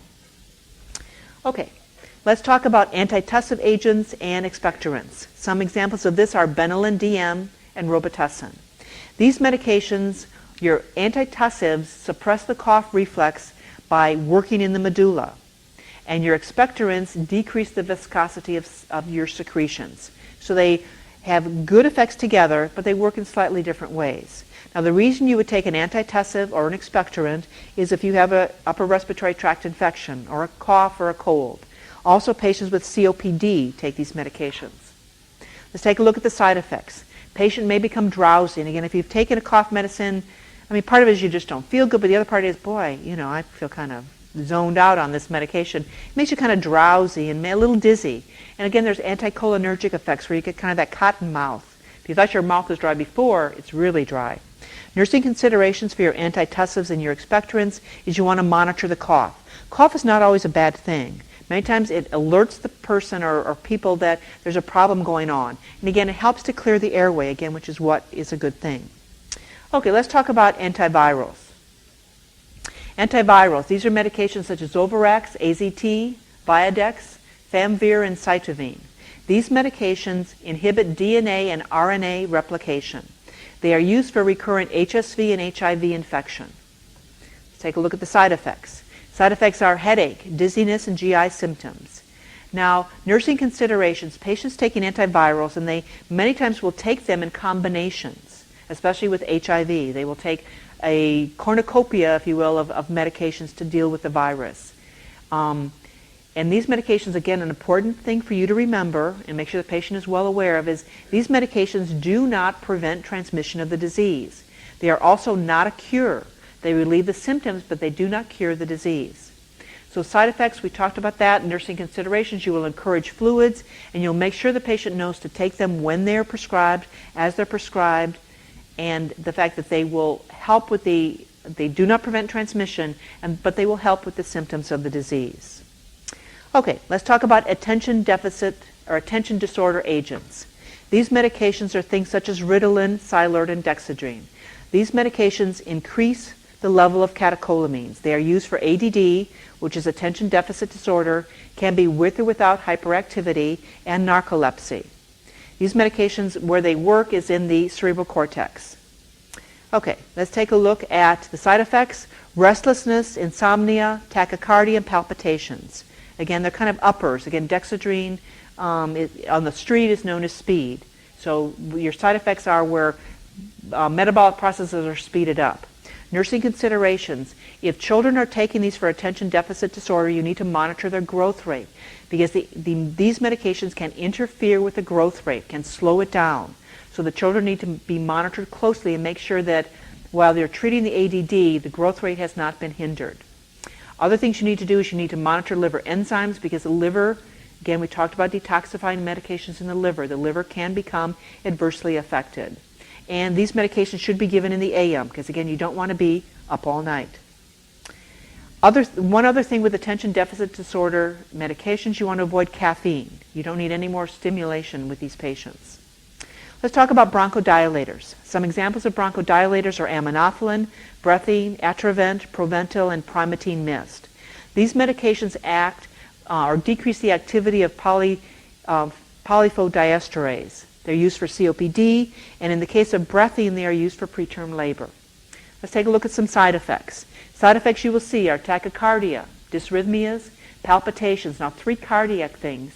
So again, one of the things that you should already be thinking ahead when you get to nursing considerations, I better monitor this patient's cardiac rhythm and rate to make sure that things are okay.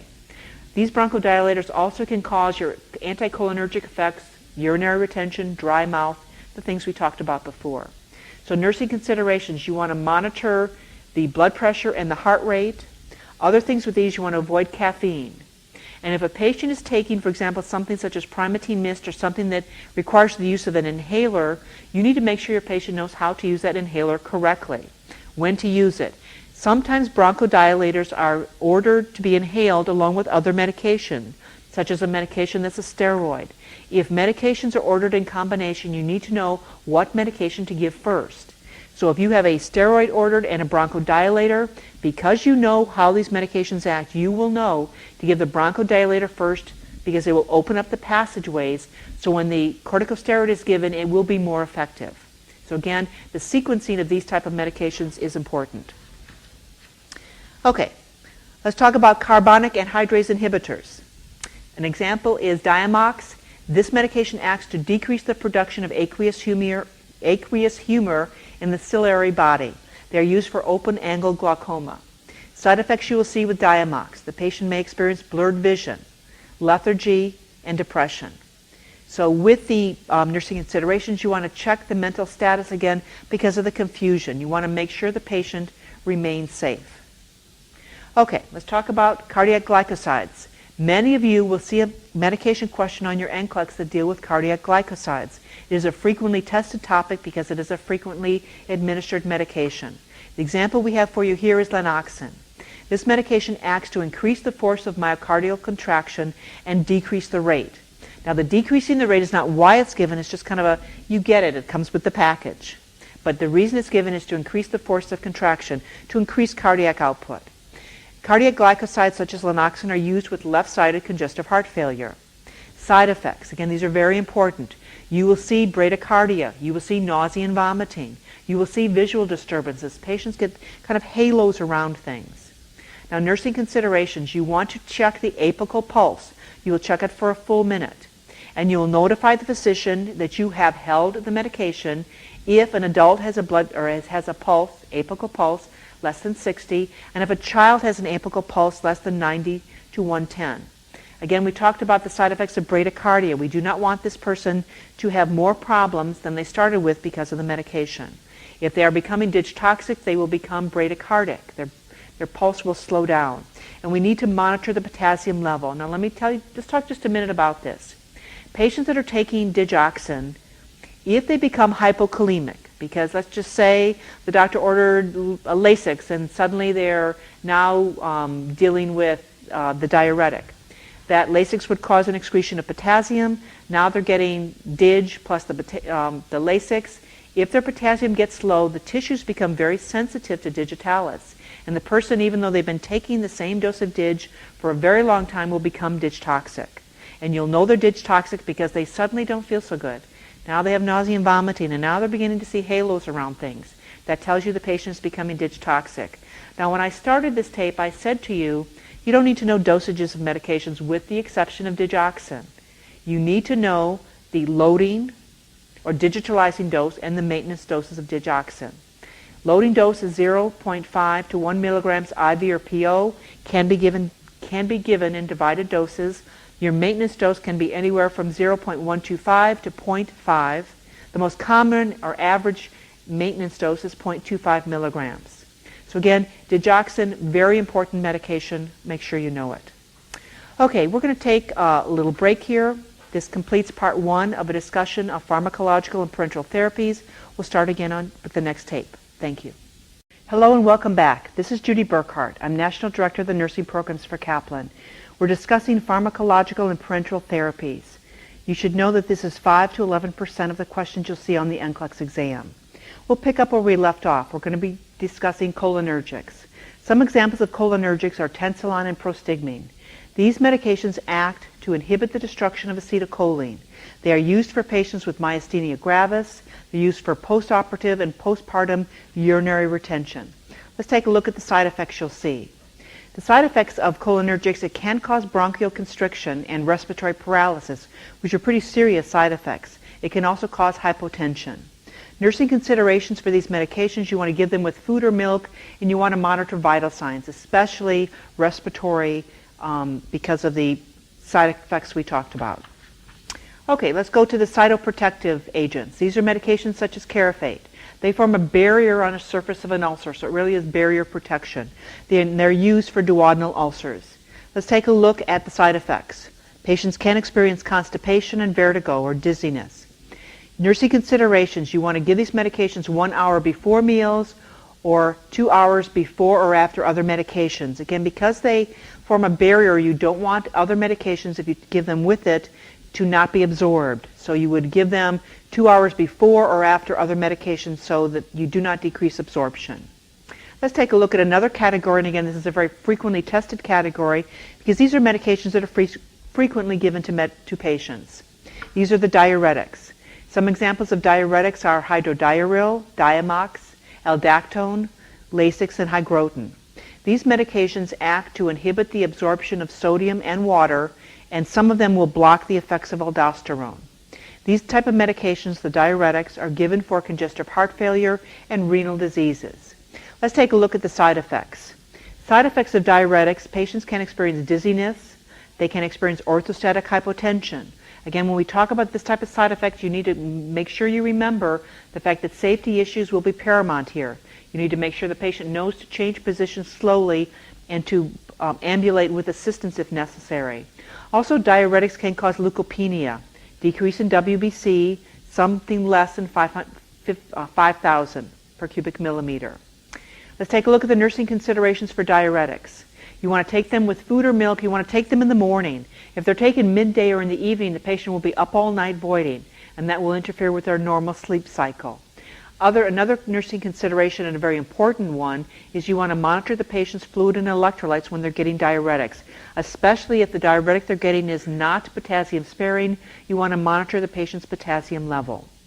Other things with diuretics is because of the possibility of leukopenia, you want to monitor the CBC. You want to weigh the patient because, again, the weight will change as the patient diureses the excess fluid. And you want to check for breath sounds. Breath sounds are the best way to find out if the diuretic you're giving a patient has been effective if they have congestive heart failure. Because, again, it's the decrease in the adventitious breath sounds that you're looking for. Let's take a look at another category, and these are the electrolytes. Now, there's all kinds of electrolytes that patients can get. Some examples are Oscal, Slomag, K-Dur, and sodium chloride. The reason we give electrolytes is to replace the needed electrolytes in the body, and they're used for fluid and electrolyte imbalances and osteoporosis. Let's take a look at some side effects. Well, the side effects for the electrolytes really have to do with the particular electrolyte that's being replaced. And the same with the nursing considerations. I strongly suggest that you go to your book and take a look at the different electrolytes that are listed, the side effects that can be seen with them, and the nursing considerations. Let's go on and talk about iron preparations. Iron preparations are medications such as Thiazole and Imferon. Now you remember Imferon is given IM, it's given deep IM, it's given using the Z-Track method. These medications increase the availability of iron for hemoglobin, and they are used for iron deficiency anemia. Let's take a look at the side effects of these medications. They can cause constipation, and it's a severe constipation. They will make the stools dark. The patient needs to know that no, that isn't blood, that is because of the iron preparation. And they may cause tachycardia. Also, if these medications are given orally, the patient needs to know that it may stain the dental enamel. So again, they need to be taken cautiously. These medications should be taken on an empty stomach. Vitamin C increases absorption, so it's something, again, empty stomach, but increase the vitamin C content in your diet if you're taking iron. And you want to monitor the hematocrit and hemoglobin. Now, absorption of iron preparation is decreased if the patient takes them with tetracyclines, takes them with antacids, takes them with coffee, tea, or milk. Because when you take it with these medications, they bind the iron and pull it out of availability, so there's not much left for the patient to make use of. So again, with patients getting iron, you do not want it to be taken with tetracyclines, antacids, coffee, tea, milk, or eggs. Let's go on and talk about ophthalmic vasoconstrictors. Some examples of these medications are Tyrosol, Liquifilm, Visine, and Timoptic. These medications cause vasoconstriction by local adrenergic action, and they are used because of ocular irritation. Side effects. You can get headache, you can get dizziness, you can have blurred vision, and there can be pupillary dilation, which again is one of the reasons for the blurred vision. Nursing considerations. When the patient is using ophthalmic vasoconstrictors, they need to know to put pressure on the lacriminal sac, right here, 1 minute after instilling the eye drop to decrease systemic absorption. Again, pressure in the lacriminal area to decrease systemic absorption. Another thing, if the patient is getting eye drops, you need to make sure that they know how to give the eye drops successfully, and that the container never touches the eye. Let's go on and talk about glucocorticoids. Glucocorticoids are frequently tested because these are medications that are frequently given. Some examples are Solucortef, Decadron, and Deltazone. These medications stimulate formation of glucose, and they alter the immune response, which is one of the primary reasons they're given.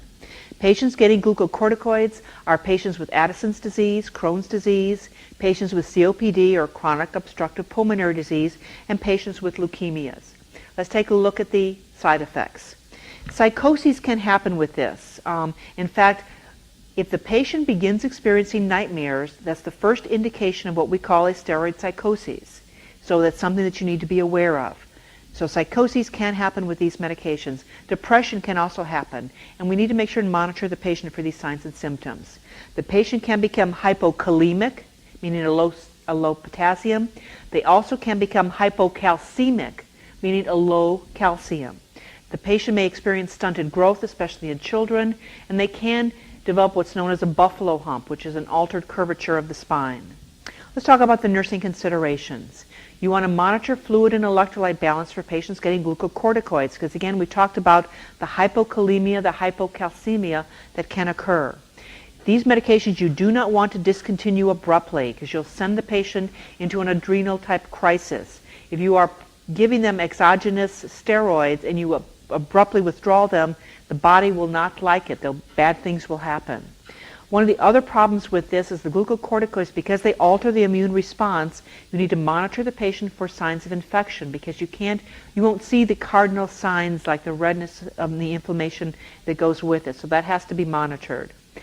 GI side effects are a common occurrence that happen with glucocorticoids, and you may want to give these medications with antacids.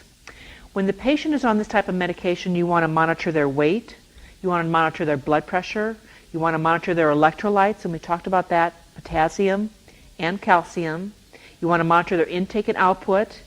Now, patients that have had tuberculosis, remember tuberculosis becomes inactivated when the body kind of walls off the tuberculosis bacillus. Well, glucocorticoids break down or alter immune response. So a patient that has had TB that is now in an inactive state, if they take glucocorticoids, this inactive state may go away and they may become active because the walls or the caseation that forms to wall off the bacilli may be disrupted. So you want to use glucocorticoids very cautious with patients that have had TB. The other things you need to know about glucocorticoids is it may decrease insulin, diuretics, and potassium supplement absorption. So the amount of medication that the patient is getting may need to be changed. Let's talk about mineralocorticoids. These are medications such as Florinef. These medications increase sodium reabsorption and potassium and hydrogen ion secretion in the kidney. They're used for adrenal insufficiency. Let's take a look at the side effects. What you will see with this is the patient may become hypertensive, they may have edema, and they may become hypokalemic, again a low potassium. Remember, normal potassium is 3.5 to 5.0 or 5.5, depending on what book you're reading. Nursing considerations for the mineralocorticoids. You want to monitor the patient's blood pressure. Again, we talked about the fact that hypertension can occur. You want to monitor the intake and output. You want to monitor the patient's weight. You want to monitor the patient's electrolytes. You want to, because we've talked about the hypokalemia, and you want to give this medication with food. Now, the type of diet a patient should be on that is taking mineralocorticoids is a low sodium, high protein, high potassium diet. Let's go on with the next category. We're going to now talk about heavy metal antagonists, and no, this is not a band. These are medications that are given for different types of poisoning. Some examples are dysferol mesylate, BAL in oil, and EDTA. These medications form stable complexes when combined with metals. What they do is they take the metals out of circulation, they bind them and remove them. The type of uses for heavy metal antagonists are gold and arsenic poisoning and acute lead encephalopathy. Let's take a look at the side effects you'll see with heavy metal antagonists. The patients may begin to experience tachycardia. Again, that should be monitored, so you should be thinking ahead. I'll be monitoring my patient's vital signs closely. They may have pain and induration at the injection site. These injections are very painful. In fact, one of the things you'll see under nursing considerations is these are given with a local anesthetic to decrease the pain of these injections that the patient will get. Okay, other nursing considerations. Monitor intake and output and kidney function, because again, remember we talked about things being excreted by the kidney. We don't want kidney damage to take place with these medications. We talked about the fact that you may administer them an IM injection with local anesthetics because they're very painful to the patient. And you want to institute seizure precautions, padded side rails, that type of thing, airway at the bedside for patient receiving these medications because of the poisoning. Seizures are very common. Let's go on to H2 blockers. Some examples are Tagamet and Zantac. These medications inhibit the action of histamine and gastric acid secretion. They're given for things such as ulcers and gastroesophageal reflux. Okay, let's take a look at the side effects. Patient may experience dizziness, confusion, hypotension, and impotence. Now, the dizziness, confusion, and hypotension as a triad is a very dangerous thing because, again, we need to be thinking ahead to safety issues. So we want to monitor the patient closely to make sure that they are safe. Okay, and again, the impotence, if the patient experiences this, is something that we need to talk with them about to make sure that they know that it's a side effect of the medication, and then we can decide what to do about it. Other nursing considerations for H2 blockers. You want to take them with meals and at hour of sleep. Now, patients need to know that if they smoke, it decreases the effectiveness of the medication, so the amount of the medication that they're taking may need to be increased. Better yet, it would be great if they quit smoking, but again, they need to know that it interferes with the medication. You will want to monitor liver function studies and the patient's CBC, again, because it can cause alterations in blood formation. Let's take a look at immunosuppressants. An example is cyclosporin. The action of this medication is it prevents production of T cells and their response to interleukin-2. These immunosuppressants are medications used to prevent rejection of transplanted organs. Let's take a look at the side effects.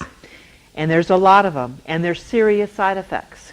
These medications can be hepatotoxic, meaning they can damage the liver. They can be nephrotoxic, meaning they can damage the kidney. They can cause leukopenia, decrease in WBC.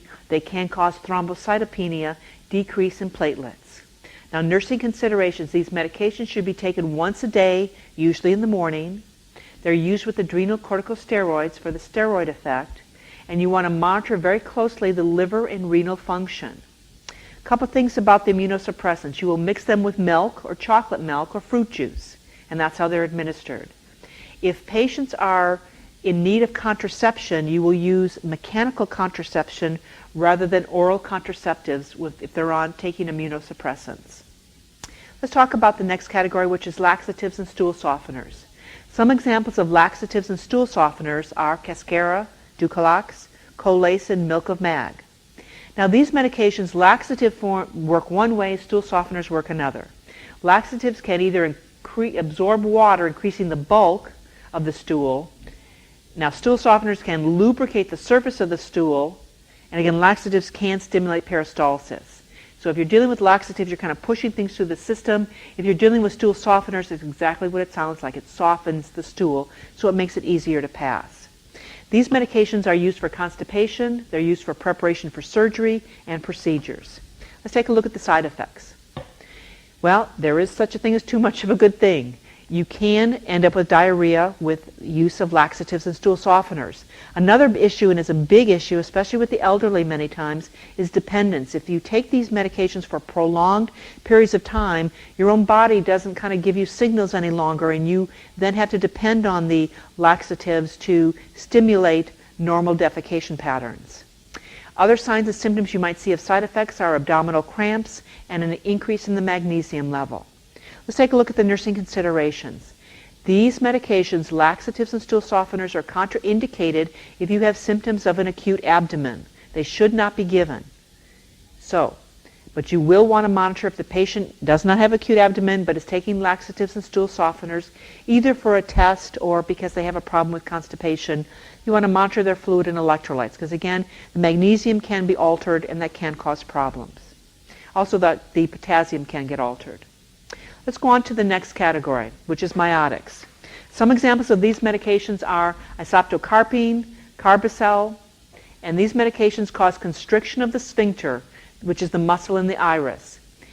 They are used for ocular surgery. They are used for open-angle glaucoma. Side effects. The patient may experience headache, photophobia, hypotension, and bronchial constriction. So there's some serious side effects associated with miotics. Now the way I remember miotics versus mydradix is miotics is there a very small O in the middle of this word. So I know that the pupil constricts when I'm giving miotics. Nursing considerations for miotics. You want to apply pressure on the lacrimal sac for 1 minute, again to avoid systemic absorption.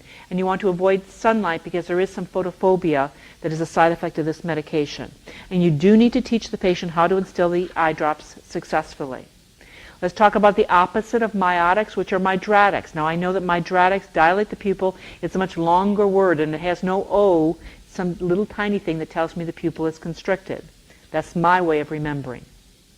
Let's talk about some examples of mydradix. Atropine sulfate and Silogel are examples. These actions act by anticholinergic action. They leave the pupil under unopposed adrenergic influence, and they're used for diagnostic procedures, acute iritis and uveitis. Let's take a look at the side effects. What you will see with these medications is they can cause tachycardia, they may cause blurred vision, again because of the dilation of the pupil, they can cause photophobia, and they can cause dry mouth. Nursing considerations. These medications are contraindicated with glaucoma because we want the pupil to be constricted, and we talked about that when we talked about miotics and before. We want the pupil to be constricted so the aqueous humor can drain out around it. So we don't want any damage to the eye. Again, with mydradix, you want to apply pressure on the lacrimal sac for 1 minute, and you may need to wear dark glasses again because of the photophobia associated with the dilation of the pupil. Let's go on to the next category, narcotics. These are medications such as morphine sulfate, codeine, Demerol, Dilaudid, and Percodan. Again, these are medications very familiar to nurses because we give them all the time. These medications act as central nervous system depressants, and they act on the receptor cells in the nervous system.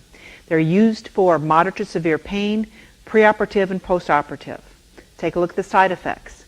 What you may see as a side effect of these narcotics is dizziness, sedation, respiratory depression, hypotension, and constipation. Again, some of these are safety issues when you're dealing with both the dizziness and the respiratory depression. So let's take a look at the nursing considerations. Again, safety is an issue. You want to avoid using narcotics and combining them with alcohol because they get potentiated, meaning it makes them stronger. You want to monitor the patient's vital signs, again, because they can result in respiratory depression, and you want to use a narcotic antagonist if necessary. They use a narcotic antagonist such as Narcan to counteract the respiratory depression that can be associated with the use of narcotics. The Narcan works very quickly. It's given IV push, works very quickly, but may need to be repeated because it doesn't last very long. Let's go on to the next category, which is our anti-anginals. Also, some of these are nitrates. Some examples are nitroglycerin and isosorbide. These medications relax the smooth muscle and decrease the venous return. They're used for patients with angina and perioperative hypertension and congestive heart failure. Let's take a look at the side effects. They can cause hypotension, tachycardia, headache, and dizziness. Now, nursing considerations with your anti-anginals. We use nitroglycerins, or patients use nitroglycerins a lot. You need to teach them to check the expiration date because they're only good for about 3 months. Then they need to be thrown away and get new ones. They need to know when to take the medication. They need to know that they can take the medication every 5 minutes times 3 doses if they need to, if they're experiencing angina. They need to know to wet the tablet with saliva and place it under their tongue. And remember, they put it under their tongue because of the large amount of blood vessels that are there. And it should fizzle. If it doesn't fizzle, the medication is ineffective and it should be thrown away and new medication received. Now, there are some topical anti-anginals that are used. And with these, you want to make sure that you put them in an area that's free of hair. You don't want to apply it to the distal extremities. Usually they're applied on the trunk. And you want to rotate the sites. Let's talk about the next category, which are NSAIDs. NSAIDs are things such as Motrin, Indocin, and Naproxen. These medications inhibit the prostaglandin synthesis. They're used for arthritis and mild to moderate pain. Side effects are GI upset, dizziness, headache, bleeding, and fluid retention. Again, some of these things you should already be thinking ahead. The dizziness, there'll be safety issues involved with. The bleeding, I need to check for bleeding. These medications, again, deal with and can alter platelet aggregation, as does aspirin and Persantine. Nursing considerations for NSAIDs. You want to take them with food or after meals. You want to monitor liver and renal function because, again, there can be damage there. And these medications should be used cautiously for patients that are allergic to that are allergic to aspirin. Because, again, they're similar in structure to aspirin. So if you are allergic to aspirin, you should use NSAIDs very cautiously, if at all, because there may be a crossover allergy. And as I said, you need to check for bleeding. Let's go on and talk about medications for Paget's disease. These are medications such as calcitonin, EHDP, and methotrexate. These medications retard bone resorption and they inhibit osteocytic activity. Side effects you will see are a decrease in calcium and flushing. The nursing considerations for medications used for Paget's disease is you want to monitor calcium levels. You want to check for tetany. And we remember Trousseau sign and Chopstek sign is how we monitor for tetany. And you want to monitor liver and renal function. Let's talk about thrombolytics. We have 2 more categories, and then we're going to talk a little bit about side effects of medications. The thrombolytics, these are relatively recently developed medications. They're things such as streptokinase, urokinase, and tissue plasminogen activator, or TPA. These medications are used to dissolve or lyse blood clots. They're used for patients that have had a pulmonary emboli or thrombosis or an MI. Let's take a look at the side effects. Well, because they lyse blood clots, you can see that bleeding would be a side effect of these medications. Other side effects are bradycardia and dysrhythmias. Let's take a look at the nursing considerations. Well, you want to monitor for bleeding. You want to have aminocaproic acid available, also known as Amicar. That's what is used, and it alters the effect of the TPA and the thrombolytics. You want to check the patient's pulse. You want to check the color and sensation of the extremities, and you want to monitor the EKG. Now, one thing you should know is thrombolytic medications are contraindicated if the patient has had a recent injury. Again, if a blood clot is formed, you don't want that to break down someplace. Okay, let's talk about the next category and our last category of the day, vitamins. An example of vitamins are cyanocobalamin, also known as B12, and folic acid. These medications are coenzymes that speed up metabolic processes, and they're used for vitamin deficiencies. Let's take a look at the side effects. You might see urticaria, bronchospasm, and it's important for you to know that some vitamins are toxic at high levels. Nursing considerations are to monitor the levels and don't mix vitamins with other medications. Well, that kind of concludes our discussion of medications. Let's talk a little bit about some of the common side effects of medications. We've mentioned some of these as we went through. First one was anaphylaxis. Many medications, penicillin is one of them, but many can cause anaphylaxis. What you will see is hives, rash, difficulty breathing, diaphoresis. The nursing care you should do is epinephrine, 0.3 milligrams of a 1 to 1,000 solution given sub-Q. You will massage the site, that helps absorption, and you may repeat this in 15 to 20 minutes. Patients that have drug allergies should wear medical alert bracelets. Another type of medication side effect that we talked about is a delayed allergic reaction. Patients in this case, they may have an allergic reaction but not immediately, and usually the reaction is less severe. They may have hives, rash, and swollen joints. What you'll do with the delayed allergic reaction is discontinue the medication. The patient may then receive antihistamines, corticosteroids, and comfort measures. Let's talk about dermatological reactions. We talked about some of the side effects and skin eruptions that can happen with medications. What you may see are hives, exfoliative dermatitis, and erythema multiforme excavatum. The nursing care for this, again, good skin care. Antihistamines are used, as are topical corticosteroids. Another side effect, and we talked about this especially when we talked about chemotherapeutic agents, is stomatitis. This is where you have swollen gums and tongue, you might have difficulty swallowing, you might have halitosis or bad breath, and there's pain in the mouth. What you will do for these patients is you will give good mouth care. You'll give small frequent feedings. They may have antifungals, and you might use a local anesthetic, kind of a swish and swallow of a local anesthetic.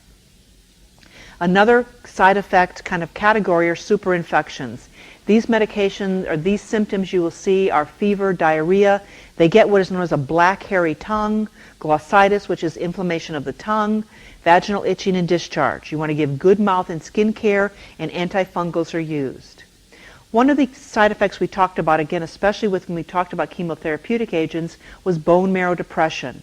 What you will see with bone marrow depression are fever, chills, sore throat. The patient may experience back pain, dark urine, anemia, thrombocytopenia, and leukopenia. What you do in this case is you want to monitor the CBC very closely and protect the patient from infections and injury.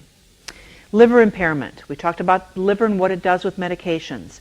If the patient is undergoing liver impairment, they will undergo or will experience fever, malaise, they may become jaundiced, their stools will become light, their urine will become dark, they may have abdominal pain, and their liver function studies, such as the AST and the ALT, will be altered, as will the PTT, because of the bleeding, because of what the liver has to do with bleeding. What you will do in this case is safety measures, good skin care, comfort measures, and have the patient rest. Renal impairment. This happens, again, we talked about what the kidney does with regard to medications. You will see renal impairment. There'll be an elevation in the BUN and the creatinine. There'll be a decrease in the hematocrit. The electrolytes may be altered, and the patient may complain of fatigue and edema. What you will do with renal impairment is there may be diet and fluid restrictions. There will be electrolyte replacements. The patient may need dialysis, and they will be suggested to rest.